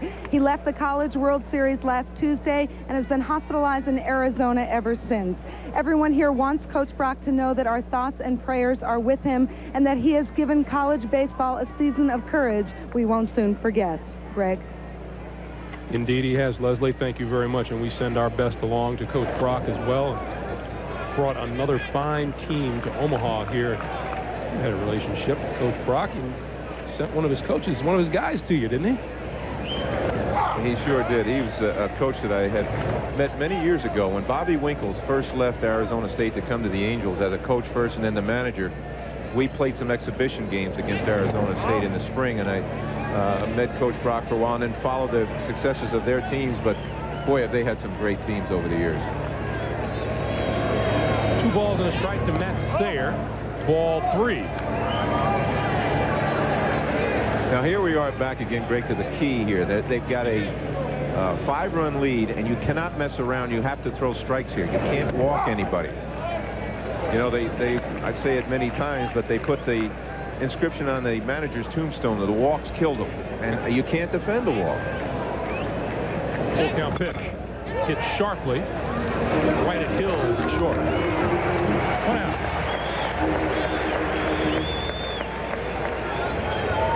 Leaderboard at the Buick Classic. Ernie Els with a 2-shot lead on the field. That's coming up next here on CBS after we wind things down here in Omaha.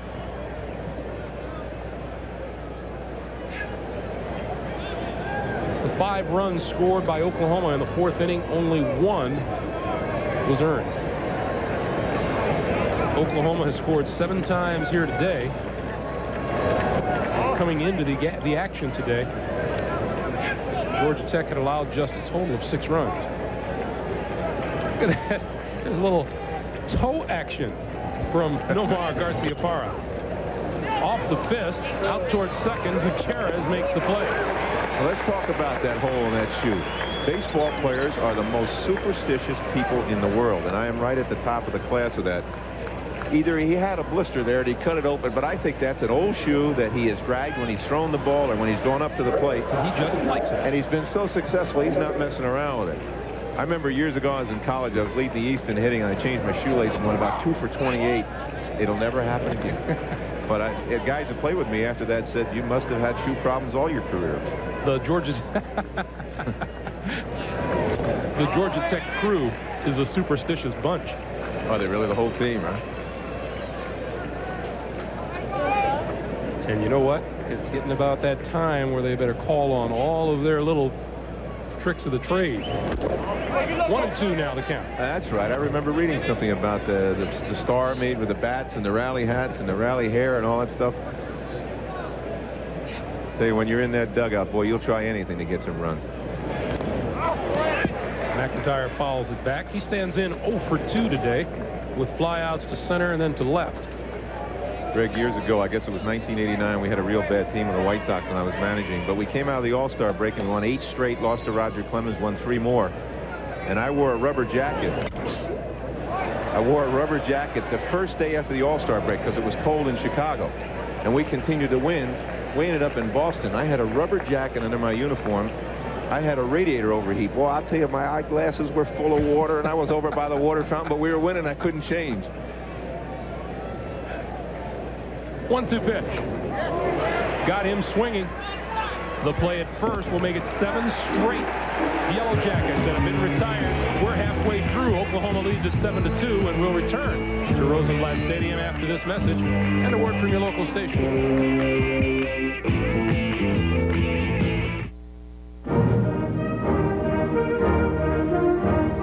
I would say it's one of the highlights of my career. I only had one chance at it my junior year, and I thought we had the best chance to win it that year, and we didn't. But yeah, it's one of the highlights of, of my college career anyway. That Mississippi State team has always been one of the highlights of College World Series history. Good ball players from that club. Boy, they have some great teams. I got a story to tell you about the '84 team in a minute. Strike one. My oldest son, Doug, played at the University of North Carolina. North Carolina had stars like B.J. Surhoff, Scott Bankhead, Walt Weiss, Matty Marullo. This one in the air, deep to right field, continuing to carry, and against the wall, Matt Sayer makes the catch. Well, now that makes you realize that before, when that ball shot out there, that might not just have been misplayed. That ball might have carried. That, I mean, just might be some wind currents out there that affected it. But anyway, I was getting back to that story, and that same year, University of North Carolina beat Georgia Tech. We'll take a look at this replay first. He drifts with it, and takes him right into the fence. And Sayer stayed with it well. He stayed with it all the way, yeah. I'll get this story out. This is Ryan Miner. Go ahead. But anyway, the North Carolina team won the ACC championship against Georgia Tech. They go to the Starkville, Mississippi for the region. Mississippi State has Palmero, Will Clark, Jeff Brantley. That's down to third, and Brandon Hensley makes the play for the second out. And Bobby Thigpen. And you think, wow, one of these two teams have to win this region. They're both sensational teams. The University of New Orleans won that region and went to the College World Series. What was that worth all that effort trying to get that one out? I wonder. I was taking notes, yeah. 2 up and 2 gone here in the last of the 5th inning, and here is Javi Flores. Ball 1. Flores with a ground out in the 2nd. A bunt single in that weird 4th inning.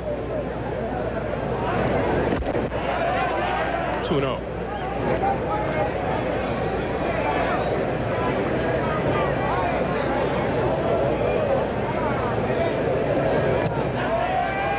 And the count now runs to 3-0.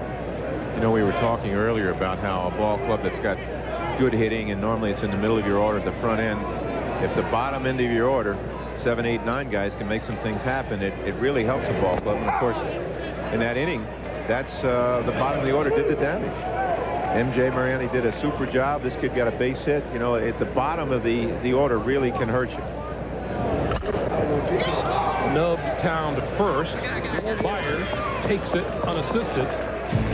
And after the strange 4th, the Sooners go in order here in the 5th. We've played 5 complete, and Oklahoma leads it 7-2.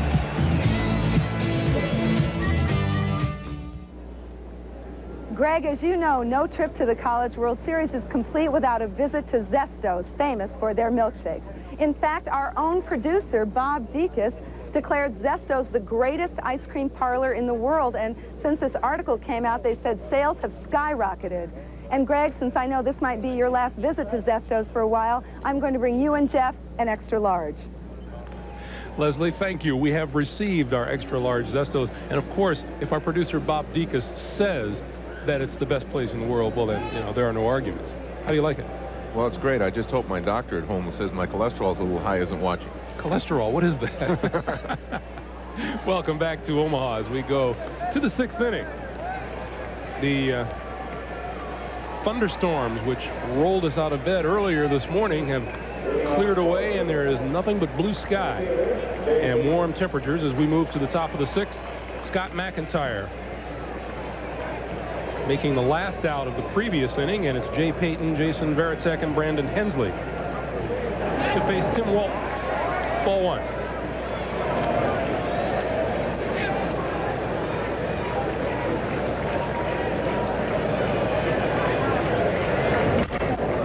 In the air, left center field. Glass calling and makes the catch. Oklahoma scored twice in the 1st inning, 5 in a wild 4th. Georgia Tech had solo home runs in the 2nd inning from Jason Varitek, and in the 3rd from Nomar Garciaparra. Here's Varitek hitting now from the left side. Ball 1.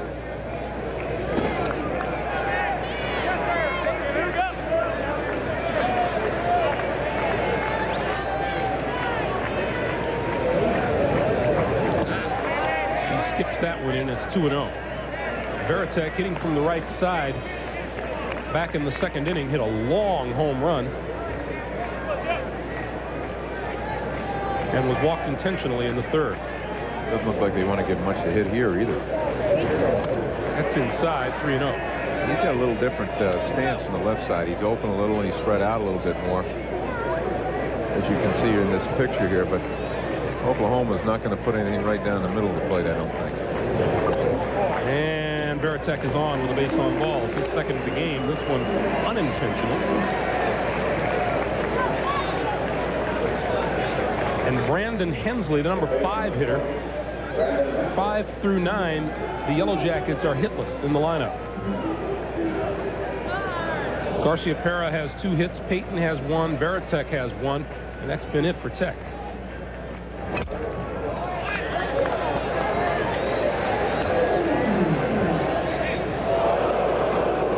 Yeah, there's a long way to go in this thing. You know, you sit there as a manager in the dugout and you think, you know, wow. We're in the 6th inning here, and they've got some guys that can pulverize the ball, and you just hope they don't get too many guys on in front of their big pop guys. Here's a shot in the left center field for a base hit. Varitek takes the turn at 2nd. He'll go to 3rd, and Georgia Tech with runners at 1st and 3rd, and nobody out here in the 6th inning. And the Tech boosters make a little noise. Make it 1st and 3rd and 1 out here in the 6th. And here's Hensley, gets the ball down, keeps his head down, and hits a bullet over the shortstop's head.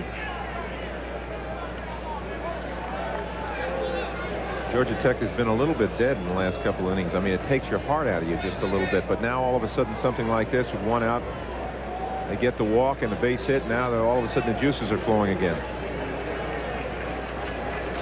Here's Scott Byers. Ball one.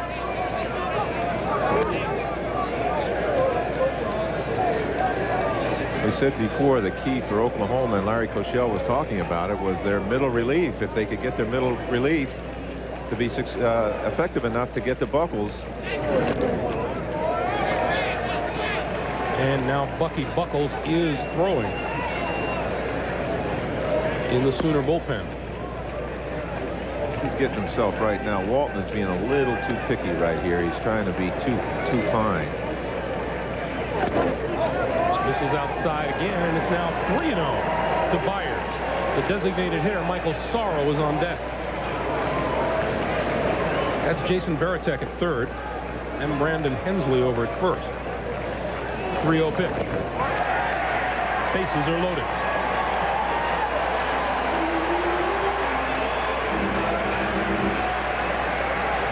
Vern Rule is going to take a walk to the mound. Well, you know what Vern's going to say to him right here. If he doesn't make a change, he's going to go out and just say to him, I'm going to make a change if you don't. Yeah, keep the ball down. Yeah, that's right. You don't do what I tell you, we're going to get you out of here. But they need the ball down in the zone to try to get a ground ball here to turn a double play if they can. But Walton's gotten himself into some trouble here. He walked Varitek. Yeah, I can understand being careful, but there was nobody on base. 5-run lead, it's kind of just escalated from there. The walks can really do damage. Well, after Peyton flied out to center, Varitek walked, Hensley singled, and Byers has now walked to load the bases. In the bullpen with 13 saves to his credit is Bucky Buckles. One of the great names in college baseball, don't you think? Absolutely. We talked with him yesterday. What a refreshing kid. He really wants to pitch. He said, I'd like to start it if I could. This is Sorrow. 0 for 1 with a walk. First ball hitting, base hit, left field. 2 runs will score. Byers around to third. Sorrow into second with a double. 7-4. Oklahoma leads.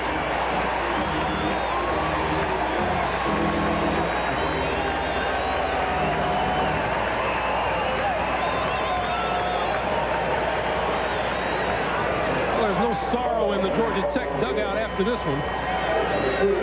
Oh, a nice swing. Kept his head down, ball out over the plate.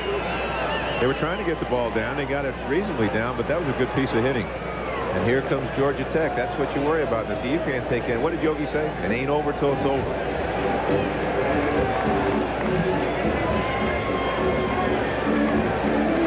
You got to figure Mike Sorrow was thinking right along with Vern Rule as he went out to the mound and looked for something right over the plate. And now here comes Larry Koshel, and that'll be it for Tim Walton. It's Oklahoma 7, Georgia Tech 4, and Bucky Buckles is on his way to the mound.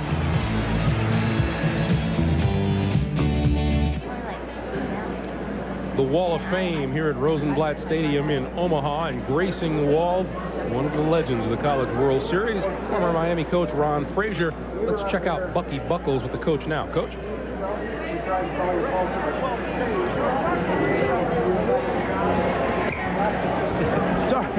Sorry there. Got all excited. But he holds the school record for saves. He doesn't give up many hits. He's gotten about 66 innings of pitching and only gave up about 8 or 12 hits. He's just outstanding. He stops everybody. He's got the good breaking pitch, and he's the guy you want in there in a situation like that. They've got to stop Georgia Tech now, and they've got to get back on the track again if Oklahoma decides to win this ball game. All right, Coach. Here's Michael Smith. We talked to this kid Buckles yesterday, and he was telling us that he throws a fastball, slider, and a knuckleball. And we said, a knuckleball for a relief pitcher like this? And he said, yeah, occasionally he uses a knuckleball. Hard down to third. And the play to the plate by Mariani. And the runner is finally out, and the throw back to second. The runner dives back. Wow, that was close to being real dangerous. Didn't quite run the catcher. Flores didn't quite run him back far enough, and they ended up having the pitcher in the middle of it. And on the tag, you'll watch on the tag, he almost drops the ball. The ball's almost knocked out of Buckles' hands. Now watch this. He has to jump to make the play, and the ball almost comes out of his hand. So Byers is out. Smith reaches on the fielder's choice. He's at first. Sorrow is at second, and here's Matt Sayer. 2 out now with runners at first and second. Strike 1. Buckles the kind of pitcher who just goes right after hitters. That's what it looks like. I'm anxious to see now what his breaking ball looks like. He came at him with fastballs to start with, and now I venture to say you'll probably see the slider right here.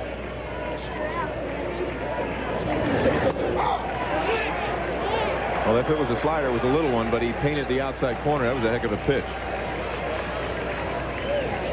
Well, that wasn't a slider. They said it was 90 on the radar gun. Now he's got three pitches to work with, and he better get the ball out and away from him here.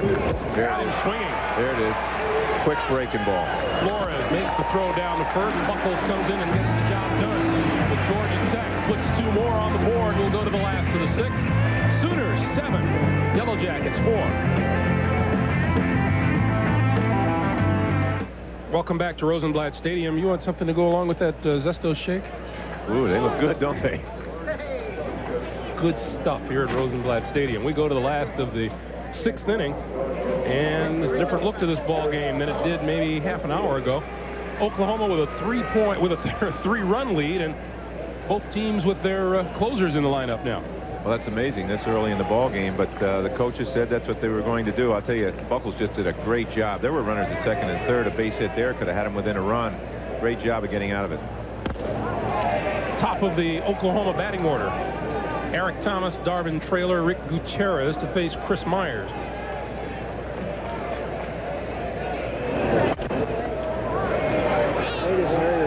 And third, Hensley. That's the first time all day that they've gotten Eric Thomas out.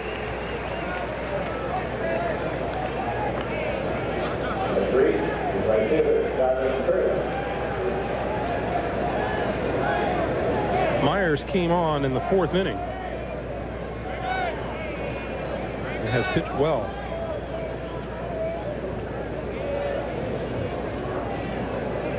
Here's Traylor. A triple and an RBI in the 1st, a ground out in the 3rd, and a walk in the 4th inning. That's called strike. And Myers finally looks to be a little bit more comfortable out on the mound. He does. I was just looking at him warm up before. He just seemed to relax a little bit. He came into a situation, you know, with 2 runners on and a 2-0 count and a hitter. That's tough. Actually, the bases were loaded when he came in. 2-0 count. He came in, completed a walk, which forced in a run, struck out a hitter, then hit another, and then since then has retired 5 straight. See, now he's got a good split finger to go with a live fastball. There's a base hit into right center. Traylor, his 2nd hit of the day. 8 hits now for Oklahoma.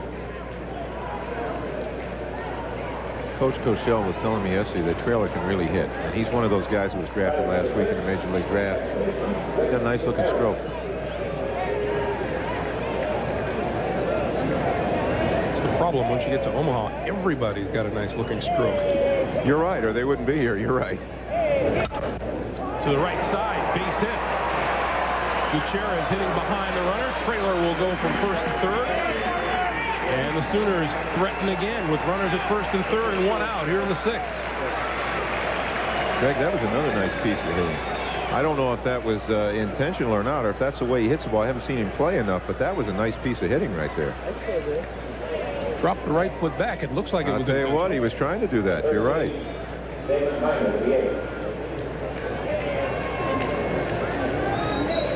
To see a guy hit like that, that really shows an unselfishness, a team player kind of a player that can, he's probably, as we talked yesterday, rather than a number 3 hitter, probably a kind of 2 hitter who can handle a bat, shoot the ball the right side, run well.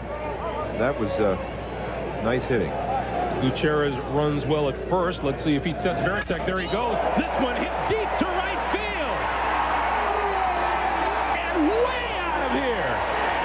Well, we talked about it. The guy was, I'll tell you, the thing about it, we knew he had the ability to do that. That thing might have taken a windshield out behind those bleachers. But did you see him stand there and watch it? He knew he got all of that one. Damon Minor, 3-run homer, 10-4 Oklahoma. Well, we were talking about in the last at-bat. If they made a mistake with this big guy, he could take it deep. Look at this. Low and inside. He lifts the leg and bang, he gets extension. That thing is really hit.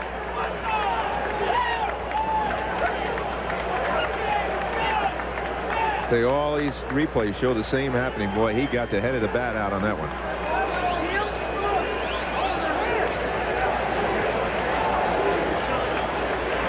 Far beyond the bleachers in right.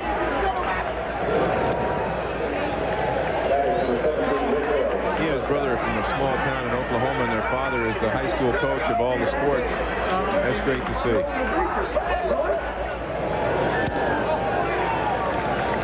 And Myers now has gone 2-0 on shortstop Rich Hill. Damon Minor just did what a DH is supposed to do. Well, he got all that. Hit. Oh, boy. Hammond, Oklahoma. Have you heard of Hammond? H-A-M-M-O-N? Not lately. Well, I'll tell you what, when he and his brother get finished, you might be hearing more of it.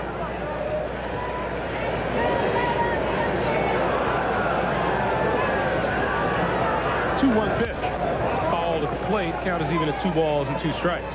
Now, the ball he hit on Thursday that went so far out was foul. And that one he knew was fair. He hit that son of a gun and stood there and admired that. I guess if I ever hit one like that, I'd admire it too. Take pictures, yes. Notes. Into the dirt. Except in my day and age, you stood there and watched it. The next time you came up, you'd be looking at something right between the eyes. In your day and age, that would happen anyway, wouldn't it? Yeah, probably. That's right.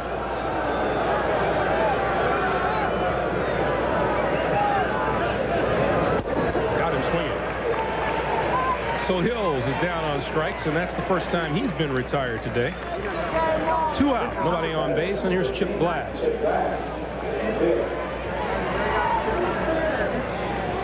Shane McGill is the right-hander throwing for Georgia Tech. Well, we wondered when we saw that Myers only had 2 days rest after pitching 4 innings. Just wonder how far a guy can go. That one is hit hard and deep to right field and gone.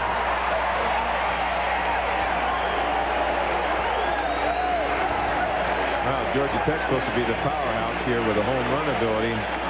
Oklahoma's just smacked 2 of them. Chip Glass had 1 home run all last season. This is his 3rd in this College World Series.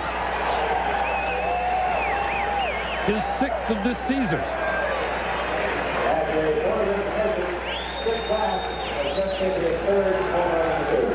Mr. Torborg, we've seen some shots today. You're not kidding. And you know, it's amazing. Check his bat out and look how far up he chokes the bat. You don't think a guy that chokes a bat up that far will drive a ball. But he definitely has. Another big inning for the Sooners. Ball strike to Ryan Minor. That's such a big inning, Greg, because the emotional side of things, you know, it looked like Georgia Tech had just jumped back into this ball game, and all of a sudden they get blasted. With 11 runs, the Sooners are now approaching the record for a championship game. Most runs scored by one team. Minnesota beat Arizona 12-1 back in 1956. That's amazing to watch a guy choking the bat up almost to where you put the pine tar.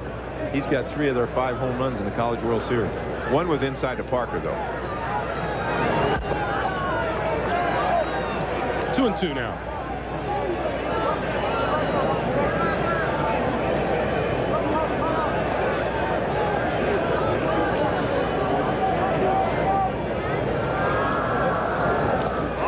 Takes a look at it, and the count is pulled out. 3 balls and 2 strikes.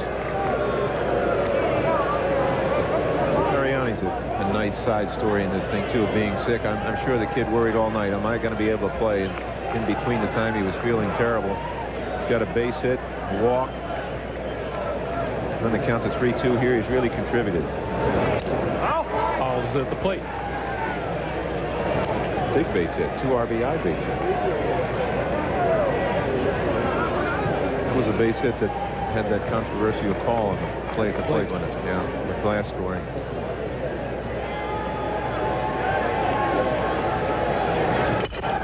He hits this one like a bullet into center field.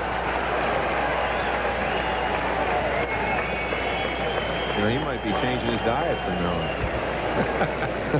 If he's superstitious. Shrimp Primavera for all my friends. That's right. So Mariani on at first with 2 out, and here's Ryan Miner, the 8th man to come to the plate for Oklahoma in this inning. Yeah, let's see if this brother can one-up the other brother.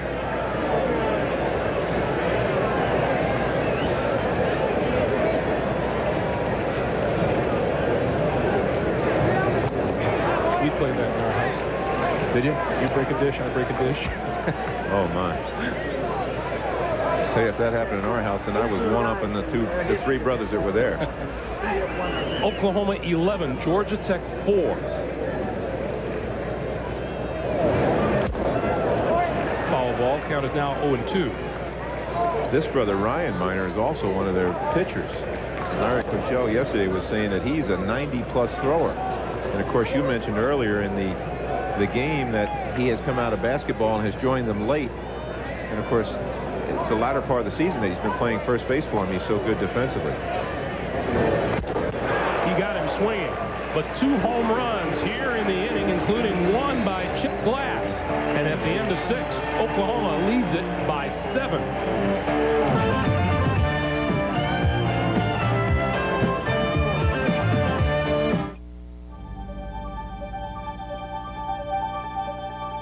I think my most memorable moment had to do with the only game that we won when I played there, and that was our second game against Baylor. And after being rained out in a tied game, we came back the next day, and we won the game as Tom Jagiela, our catcher, hit a game-winning double. And to win your first game in a College World Series, it was a very special moment for me. It's an event full of special moments. Welcome back to Omaha. Top of the 7th inning. Georgia Tech will send to the top of the order. Garciaparra, McIntyre, and Payton. And that young man, if anybody gets on, Jason Varitek. Oklahoma 11, Georgia Tech 4. Garciaparra, a single, a homer, and a ground out. Swings on the first pitch, lines at the center. Glass is there. That's what a coach and a manager likes to see. Buckles came right at him. They just scored big, had a 7-run lead. He's not going to mess around. He went right at him, make them hit their way on. He's another one of their California boys from Victorville. Here's Scott McIntyre. Stands in at 0 for 3 today. The only reason I say that, I was talking with him yesterday, and I wasn't sure where that was, and there's a minor league club there in High Desert. They've done very well.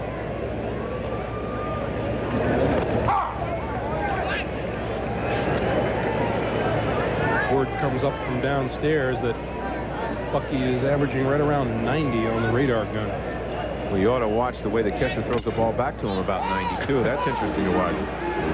Rich Hills called off by Eric Thomas. Hills really looked like he lost it more than I think he did. He lost it, and he turned around to yell him to take it, that he couldn't see it. And Thomas came on to make the catch. 2 up and 2 gone, and here's Jay Payton, who's 1 for 3. We have seen 4 home runs hit here today. That is the most in a College World Series championship game. Well, we might see some more before it's over, too. The ball is jumping today.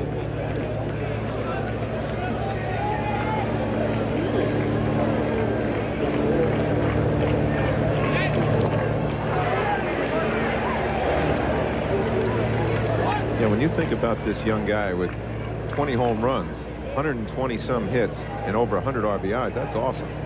.435 batting average. Choppers, kills, big hop.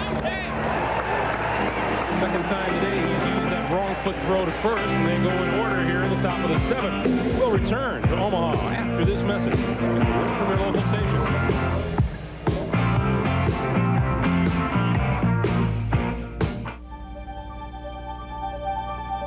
We were fortunate enough to win back-to-back titles in '87 and '88, and that was a big thrill. Obviously, the big home run by Paul Carey in '87 off Phil McDonald put us over the top, and then I think we won like 11 straight elimination games to finally win our second title. And, you know, it's a special place. You know, the fans are great, very neutral, and you know, it's just good hard baseball. And you know, as far as a college player, you know, that's the best it gets.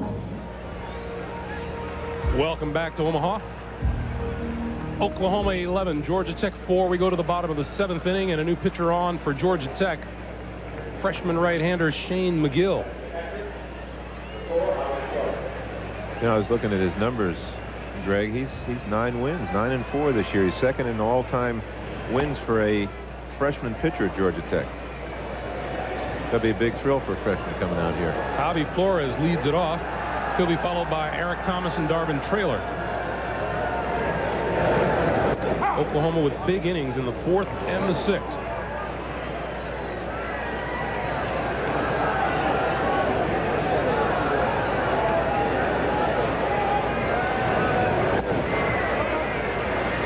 A ball and 2 strikes now. 21,503 on hand here today. That is a new College World Series single game attendance record. They love this game here in Omaha. They really support this Beaufort.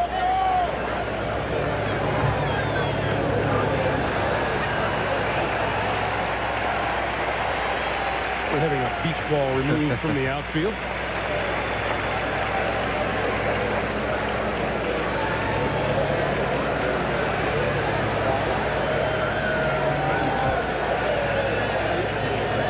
And we're ready to go now. Pretty happy attitude on the Oklahoma bench. Down to 3rd. Kinsley to Byers, out number 1.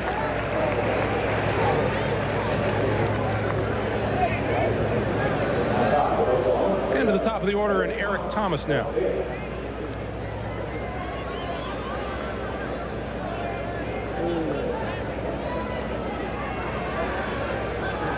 We were talking earlier, I'm watching Flores run off the field and thinking about the job he's done.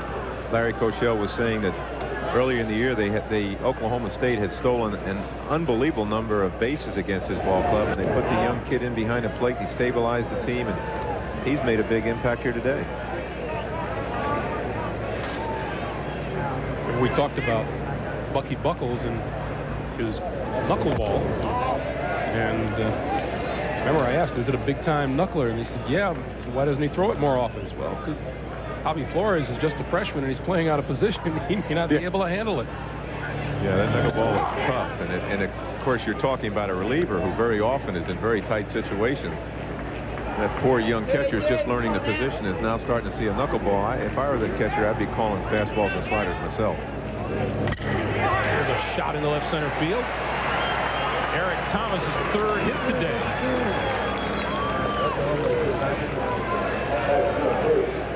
We remind you once again that tomorrow Ion Sports comes out swinging from Atlantic City, New Jersey, with a junior featherweight bout between Poison Junior Jones and Orlando Fernandez.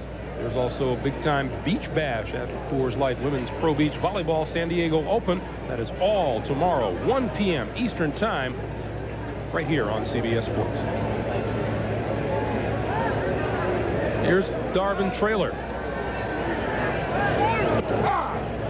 That's strike 1. It'll be interesting to see. I don't know how they work it in the college game, whether they pull in the reins and stop running guys when there's a 7-run lead in the 7th inning. In the major leagues, you start running guys in this situation, all of a sudden the hitters start going down.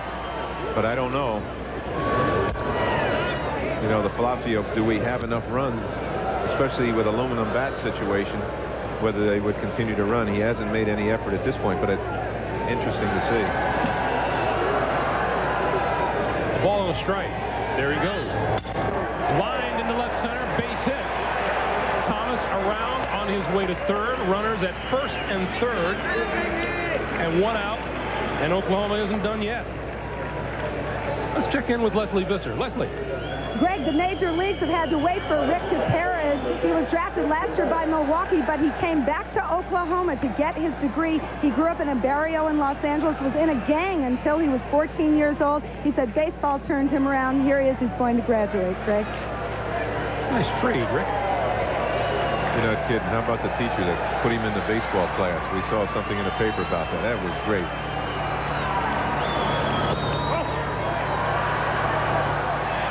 You know, as you go along in your life, and especially with teachers, sometimes you never understand or realize how many lives you touch, I should say, and it's hard to measure. Well, you can measure the one that touched this young man's life. Gutierrez, a base hit to center field, and it's run number 12 for Oklahoma. That throw came in from center field. No one was paying attention at second base. It came all the way through to Jason Varitek. That ties the College World Series record for most runs scored in a game. You know, it's interesting, too, that as good as Oklahoma has been, one of their best players has not been with them. And it's amazing that you have a guy who was drafted quite high. I guess he was going, Mr. Whitaker was drafted in what? The second round by the White Sox. And they're without one of the top players in the game, and they're still this successful. I should clarify that 12 runs, most in a championship game in the College World Series. And here is Mr. Minor, who hit one a long ways with 2 on back in the 6th inning. Now Damon Minor is going to be lifted for a pinch hitter. Chris Bradshaw is going to come on and hit for Damon Minor.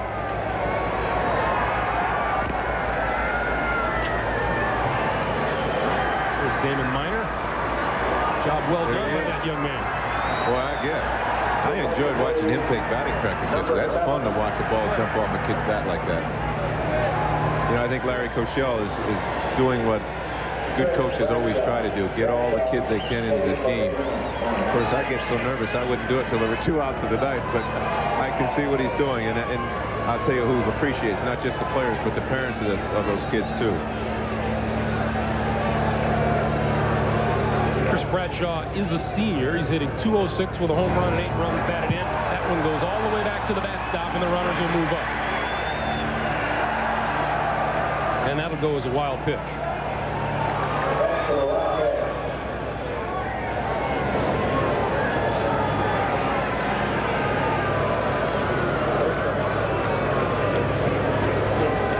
You know, Greg, as you and I were coming out in the car today, we were talking about how tough it is to see either of these teams lose. I mean, that sounds kind of silly when you're talking about a competitive team sport, but they both had such great years. They're both undefeated in the College World Series coming into this.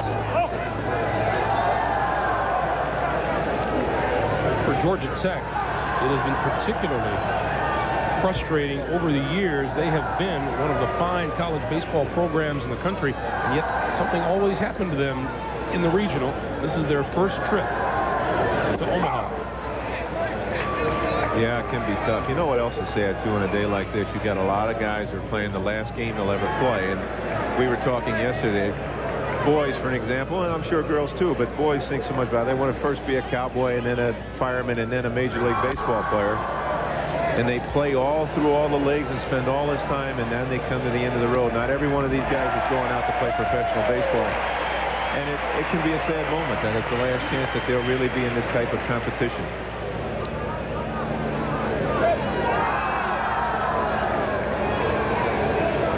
Two balls, 2 strikes to Chris Bradshaw. Outside, the count is full. The Tech infield playing in to cut off any further damage. Yeah, they can't give up any more runs than this. They've got an awful deep hole to get out of now.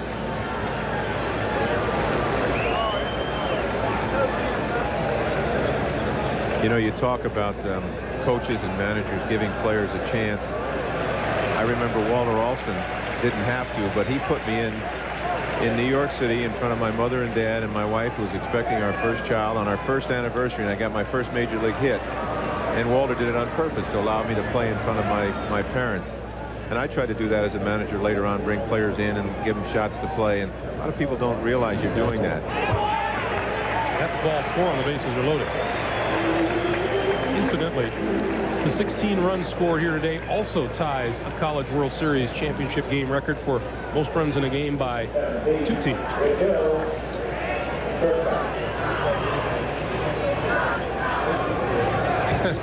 Michael Smith in the outfield.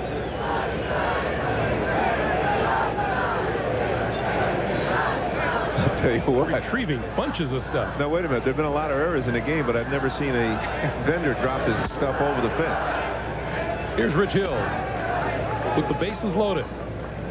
Darvin Traylor is at third. Rick Gutierrez at second. And Chris Bradshaw leading off first. Bases loaded, 1 out, 1-0 the count to Hill. A looper, and it'll drop. Bases will remain loaded, 13-4 Oklahoma. And that tells you when things are going badly. I mean, that's a pretty good pitch McGill threw. Hey, that's an aluminum bat hit right there. That ball stuck to the handle and just kind of, he's trying to flip it out to left field. If that's a wood bat, he's holding about 2 inches of bat in his hand. The ball doesn't get past the infield.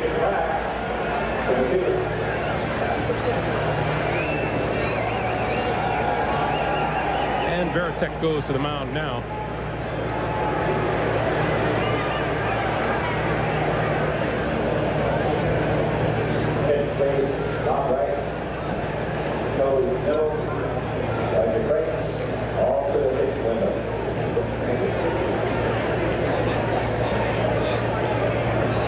Seeded teams, things remain the way they are. 4th seed Oklahoma would join the list. And again, you come to Omaha and you say, oh no, I don't want to be a number 1 or a 2 or number 3. To somebody else. Well, that's seeding. How far can you go with that? When you get to Omaha, the 8 best teams in the country at that point. Shot towards short. To second for 1. To first. Double play gets him out of the inning. But not before a little more damage was done. 7 innings complete in the championship game here in Omaha, with the Oklahoma Sooners very much in control.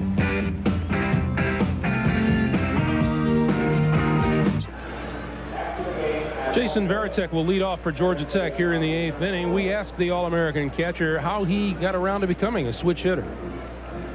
Actually, my first year hitting fully left-handed was my freshman year at Tech. And I'd always played with it. When I was little, I played hockey and shot left-handed. And then I developed, I guess, a feel for hitting left-handed, playing wiffle ball and stuff with my little brothers. You know, it wasn't fair for me to hit right-handed, so they made me hit left-handed. Then it got to a point where they made me hit right-handed because it wasn't fair for me to hit left-handed. What a problem, huh? Yeah, that's a real problem. You know, we were just watching batting practice yesterday, watching him turn from the right side to the left side. And as often happens, even though the right side is his natural side, from the left side, he seems to swing the bat with a little different look. Now here he is right-handed in that big home run. And then on the other side of the plate. Now you can see he's different from the left side. Left side he's spread out more and open a little bit. Right side he stands upright. And a lot of that has to do with, as a right-handed hitter, he looks like he's a better high ball hitter, which is kind of natural with most hitters. And left-handed looks like he likes the ball down more, and he's a little open. He has homered and walked twice today, one of them intentional. And that one up and away, 2-1. What a career he's had. You know, when you realize and a lot of pressure on him, and has had an even better year. Boy, and he gets up there cutting, doesn't he? He does. Selected 14th overall in the first round by the Seattle Mariners. A 3-time All-American. How many of those have you ever heard of? 3-time All-American catchers. There's a shot to center field.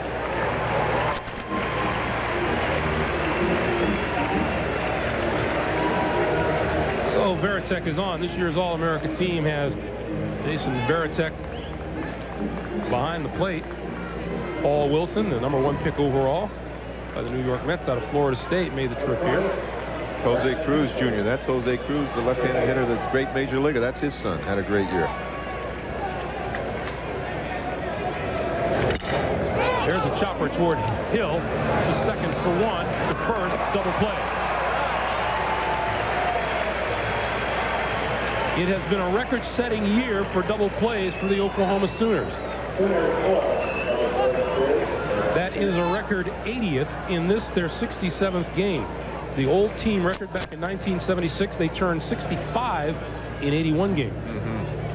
I'll tell you, when you have sound defense and you have team speed the way they have, those are two constants you bring to the ballpark every day. Whether the opposition pitcher is tough, whether you're swinging the bat well or swinging in bad luck, you still have your solid defense to be that thing that you can say, hey, I know I've got that today. In the batter is Tucker Barr.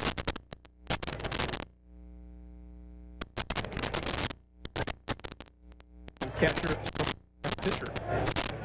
Yesterday when we were talking to Danny Hall, they said if they needed a closer today down late in the game that they would bring him in. And that's interesting because he is the heir apparent to Varitek behind the plate as well. So this kid's a talented kid. We watched him take batting practice yesterday. He's got a lot of pop.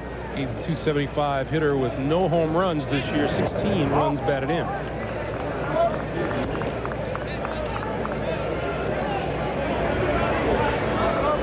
Been a dry spell for the Big 8 conference, hasn't it? Yes, it's seen some good teams here in the meantime.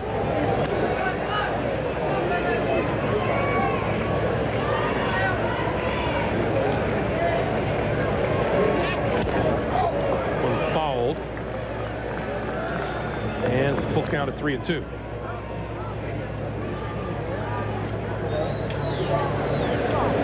Oklahoma sent some good teams here in the past, too. I remember a team that was led by Bob Shirley, left-handed pitcher that eventually ended up with the Yankees. He came in here. George Frazier was a pitcher on that club, too, major league pitcher.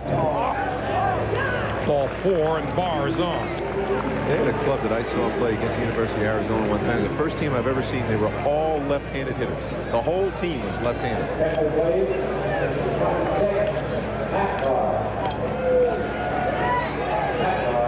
And now number 26, Tucker Barr's brother, Matt Barr, steps to the plate to hit for Michael Sorrow.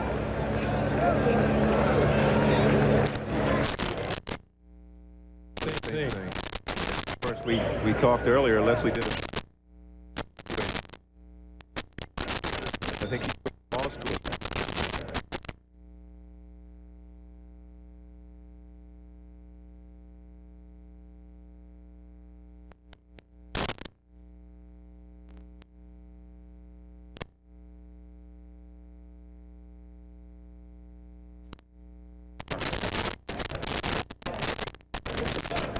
Jimmy Lincoln's a good football player for Georgia Tech as well, a good running back. There's a drive into right center field, and that'll go maybe for extra bases. Lincoln to third. No, Barr is going to hold at first. So runners at first and third and 2 out. As we check into the leaderboard once again at the Buick Open, the Buick Classic. Ernie Els with a 1-shot lead. Third round action is coming your way live next here on CBS. What's the difference between an Open and a Classic? You're the golfer. Never mind. Base hit left field. Michael Smith with the RBI single, and it's now 13-5.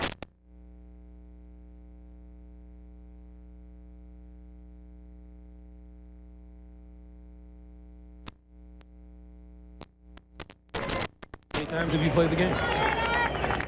Once. Oh, we're dead even. That's one time, and I didn't make it more than 3 or 4 holes. Oh, in that case, I'm ahead of you. And now Ryan Ritter steps to the plate. He'll hit for Matt Sayre.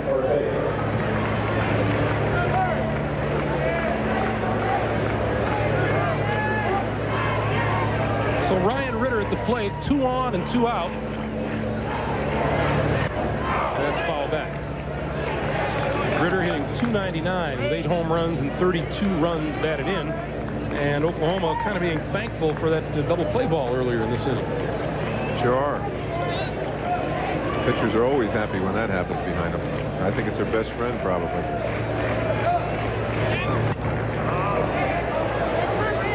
Ritter fouls it back and is down to the count now. No balls, 2 strikes. Let's see if he can hit this slider here. Talking to Bucky yesterday, he talked about that was his out pitch, and that's what he struck. I can't think of what it was. He struck out earlier in the game on after he got ahead of him. But let's see if they call it here. It was Matt Sayre here. Was it Sayre? Okay. Yep, there it is. Or Sayre in the dugout. Ritter hitting for Sayre. Still no balls and 2 strikes to pinch hitter Ryan Ritter.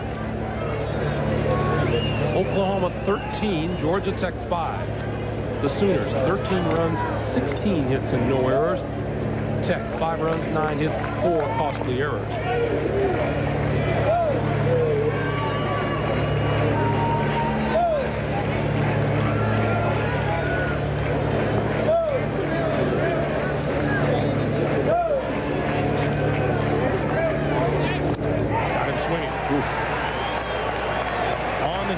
Pretty good fastball. They get 1. We'll go to the last of the 8th. Oklahoma still leading it by 8.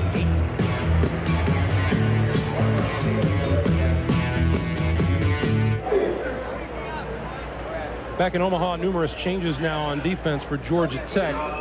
Number 31, Carlos Quezon, is the new pitcher. Adam Easterling is out in left field. Left fielder Michael Smith has moved to right. Third baseman Brandon Hensley has moved to first, and Ryan Ritter has moved in at third base. You got that, Jeff? Yeah. MJ Mariani. What an adventure the last 12 to 16 hours has been for him. That is, isn't it? Food poisoning, up all night, showed up weak at the ballpark, questionable for the game. Not only has played, but has played well. Yeah, it's been a big contributor. A walk and 2 hits. A couple of RBI, 1 ball and 1 strike.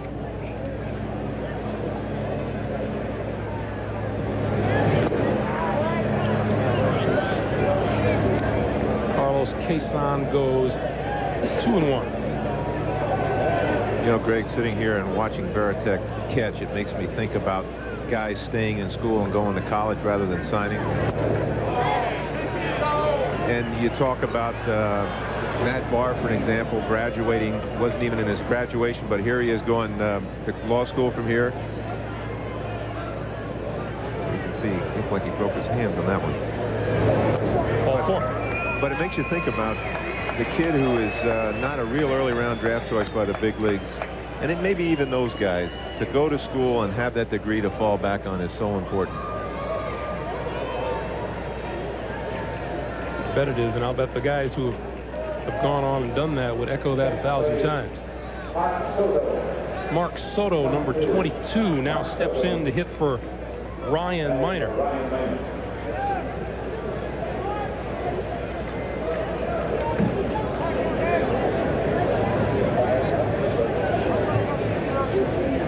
You know, there are a lot of extenuating circumstances that are involved in things like that, and high round draft choice and signing after your junior year.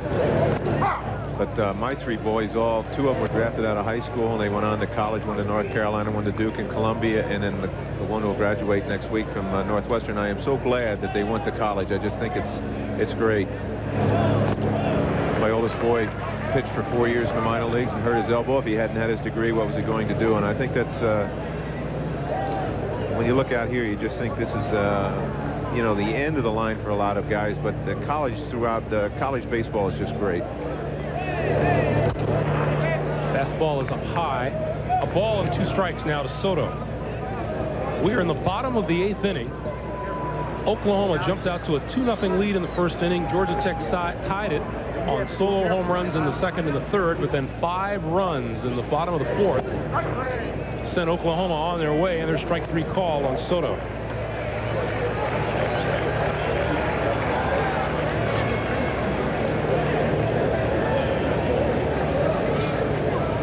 That looks like a good-looking pitch. That looks a little low from there. If I'm the hitter, I think it's a ball. If I'm the catcher, I want it.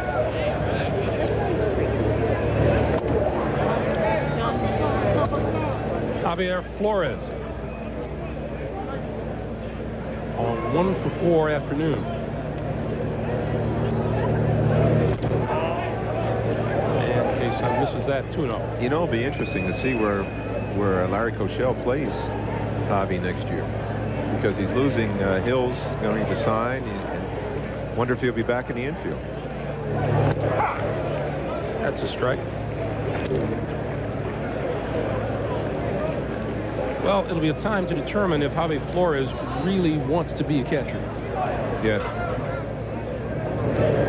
Follow back. If he jumps at the opportunity to play shortstop, you know his heart really isn't in it. Really? Well, you know, it's amazing. It's the position is, and I'm prejudiced in saying this, the position is so important to a ball club. You might go 0 for 4, but the way you call a game, the way you block balls in the dirt, keeping runners from advancing, very often can't be measured, and yet it's so important to a club. I guess it'll be determined on what helps the club most. And Javier bounces it towards second. Flip for 1. Garciaparra with a rocket to first for the double play. Georgia Tech looking at their last licks coming up in the top of the 9th inning, and they're trailing 13-5.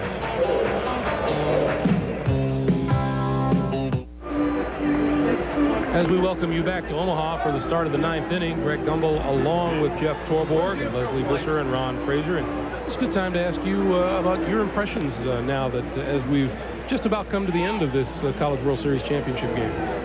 I've always followed it, never been here before. I've been impressed with Omaha, the ballpark, the reception here, and I'll tell you, I've really been impressed with the talent I've seen in these two clubs, and of course the coaching. So the total picture is this is a great showpiece for college baseball. A lot of talent that is going to be seen in the next few years at the major league level, too. Oh, I think so. When you look at these two clubs, and all told, I guess there were 12 from these two clubs drafted. It'll be interesting to watch these kids as they mature and move to the minor leagues. Including this young man, Nomar Garciaparra. Singled in the first, homered in the third, grounded out in the 5th, and flied out in the 7th.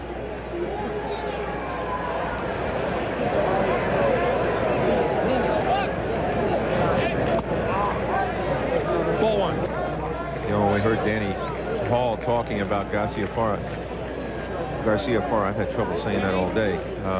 Comparing him to Barry Larkin. I mean, that's a pretty darn good comparison. Barry Larkin's one of the fine, outstanding all-star players in the game, and has been for a few years, and he coached him at Michigan. But he likens this youngster to him, and that's really saying something. 1-2 now to Garciaparra.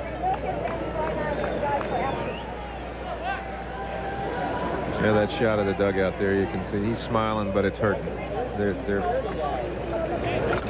not feeling real good about this situation at this point. Come this far, they've been working so hard since, well, actually, you know, college baseball nowadays is a year-round project. These kids lift weights when they're not playing. They're taking batting practice. They play fall baseball. It's so different than when you and I played. I mean, we only had one coach, didn't play fall baseball. Played maybe, what, scheduled 23 to 25 games, maybe got 5 rained out. I'm just looking at these numbers. At Georgia Tech played, this is game number 67 of the season. Oklahoma, Georgia Tech comes in at 50-16. Oklahoma comes in at 49-17. Really? Chopper.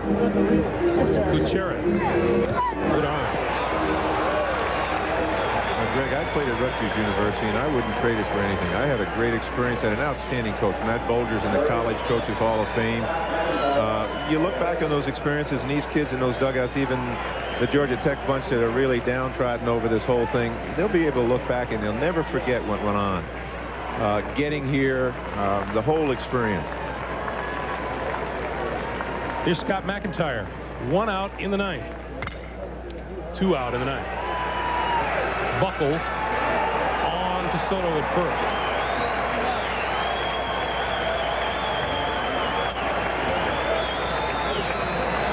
Well, Larry Cochel's game plan with his pitching staff, he did just about what he told us yesterday he was going to try to do, and it's worked for them.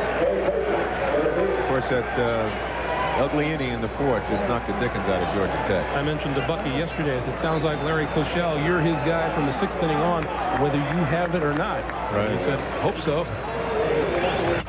Payton with a base hit. And that will give Jason Varitek another shot at the plate.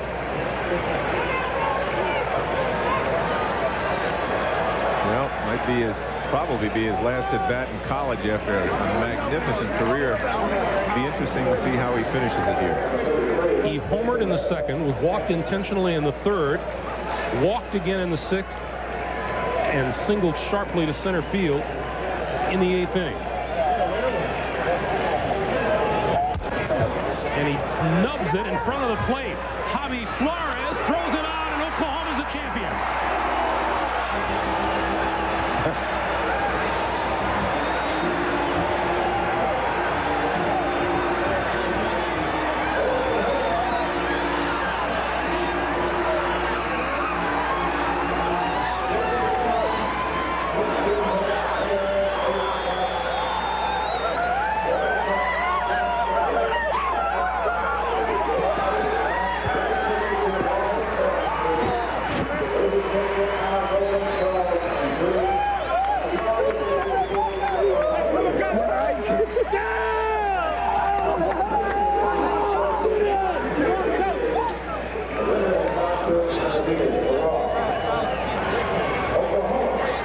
Cochel accepting congratulations.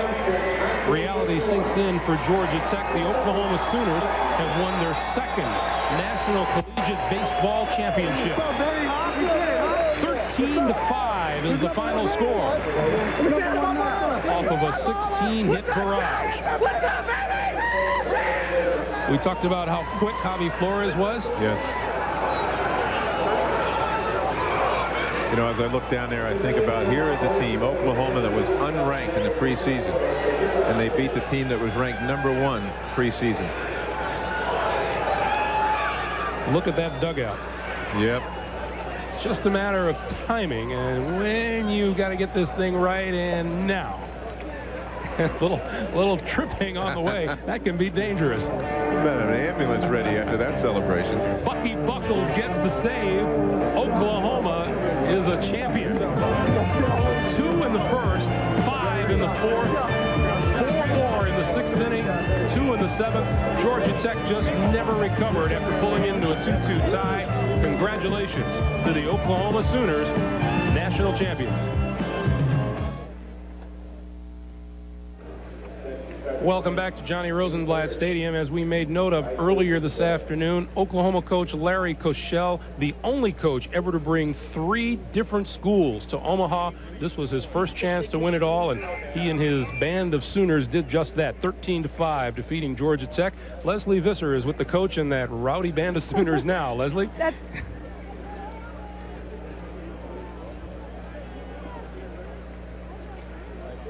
It is right down here in Omaha, Nebraska, the real field of dreams. Congratulations to all of you. Larry, how did you do it today? You put pressure on the Merlins. Well, these kids did it. You know, players make the coach, and these good guys make us coaches look good. What does it mean to you? You've been here with 3 different schools. What does it mean to take home a title? Well, I'll probably think about it a lot more right now. I'm just going to enjoy it. But, I mean, every coach dreams of getting here and playing the final game and winning the final game, and these kids made it happen for us. We had a couple of explosive innings. Where's MJ Mariani? Are you right around here? Right, MJ. MJ. You're going to give new meaning to the term big hurt. How'd you feel all day today? Well, I didn't feel too good. I was throwing up this morning about 1:30, but they stuck me on IV, and I feel great. What about your single drove in 2 runs? Well, my coach said, look outside and drive the ball inside, and threw me a little slider, and I ripped it to center field, and that was it. Well done. Where's Damon Minor, a major player today? What's up, Damon? Damon, tell us about that home run. I just had coach gave me the hit and run, and I knew I had to either hit the ball on the ground or in the gap, and he just served it up, so I just put it in the zoo. You certainly did hit it. I want to show one of these T-shirts, and I want you, Larry, to explain it. It says 25 guys pulling on the same rope. Oklahoma baseball. What does that mean? We have the rope, but what we meant was everyone take care of one another during the year, watch out for one another. But what it really meant was heart. It meant 25 guys committed to what we wanted to accomplish, and we did it today. Well, you certainly were awfully impressive. Congratulations to all of you, and we will be back with the championship presentation right after this.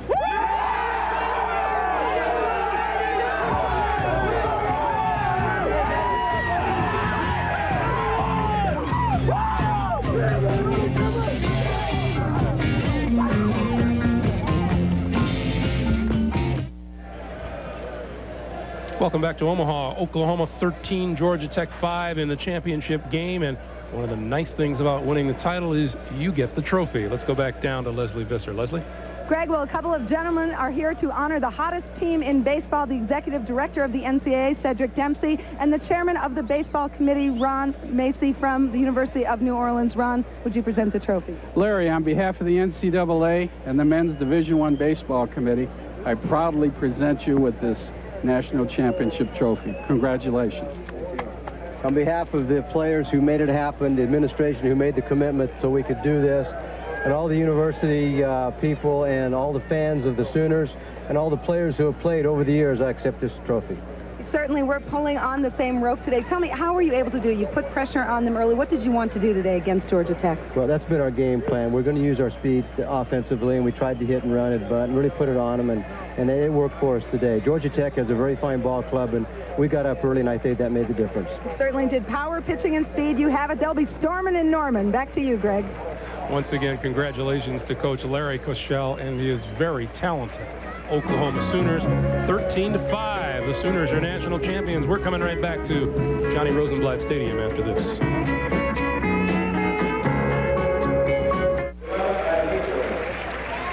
Well, the Georgia Tech ball players receiving their awards as runners-up in this national championship game, and then they will soon call out the Oklahoma Sooners one by one. Right now, let's go back down on the field. Leslie Visser and Coach Ron Frazier. Leslie. Greg, well, this is a man who certainly knows how to win the College World Series. He did it twice. Ron, what was the difference today? Well, I think the difference is that the kind of ball club that Oklahoma was, they could run, they could hit and run, they put men on base, they could bunt, they made things happen. They were a very active, aggressive ball club. Then with the home run, they're unbeatable. You can't beat a ball club. It's hard enough to beat them the way they play normally. With the home run, you can't do it. Georgia Tech on the other side had a tough time of catching up. They were looking for big inning baseball, had a walk, the other team had to score errors, and that's not the way it's going to happen with a good ball club like Oklahoma. Were you surprised that Oklahoma was able to dominate a club filled with All-Americans? Well, you know, the kind of ball club, I figured that they would win the ball game, but I didn't think they'd score that many runs. I didn't think they'd hit many bombs, and they hit some home runs today, believe me. It certainly was impressive. Back to you, Greg. All right, Leslie, Coach, thanks very much. Back upstairs with Jeff Torborg. And, you know, one of the interesting things is that of the all-tournament team, there are 5 Oklahoma Sooners on the list. We'll take a timeout.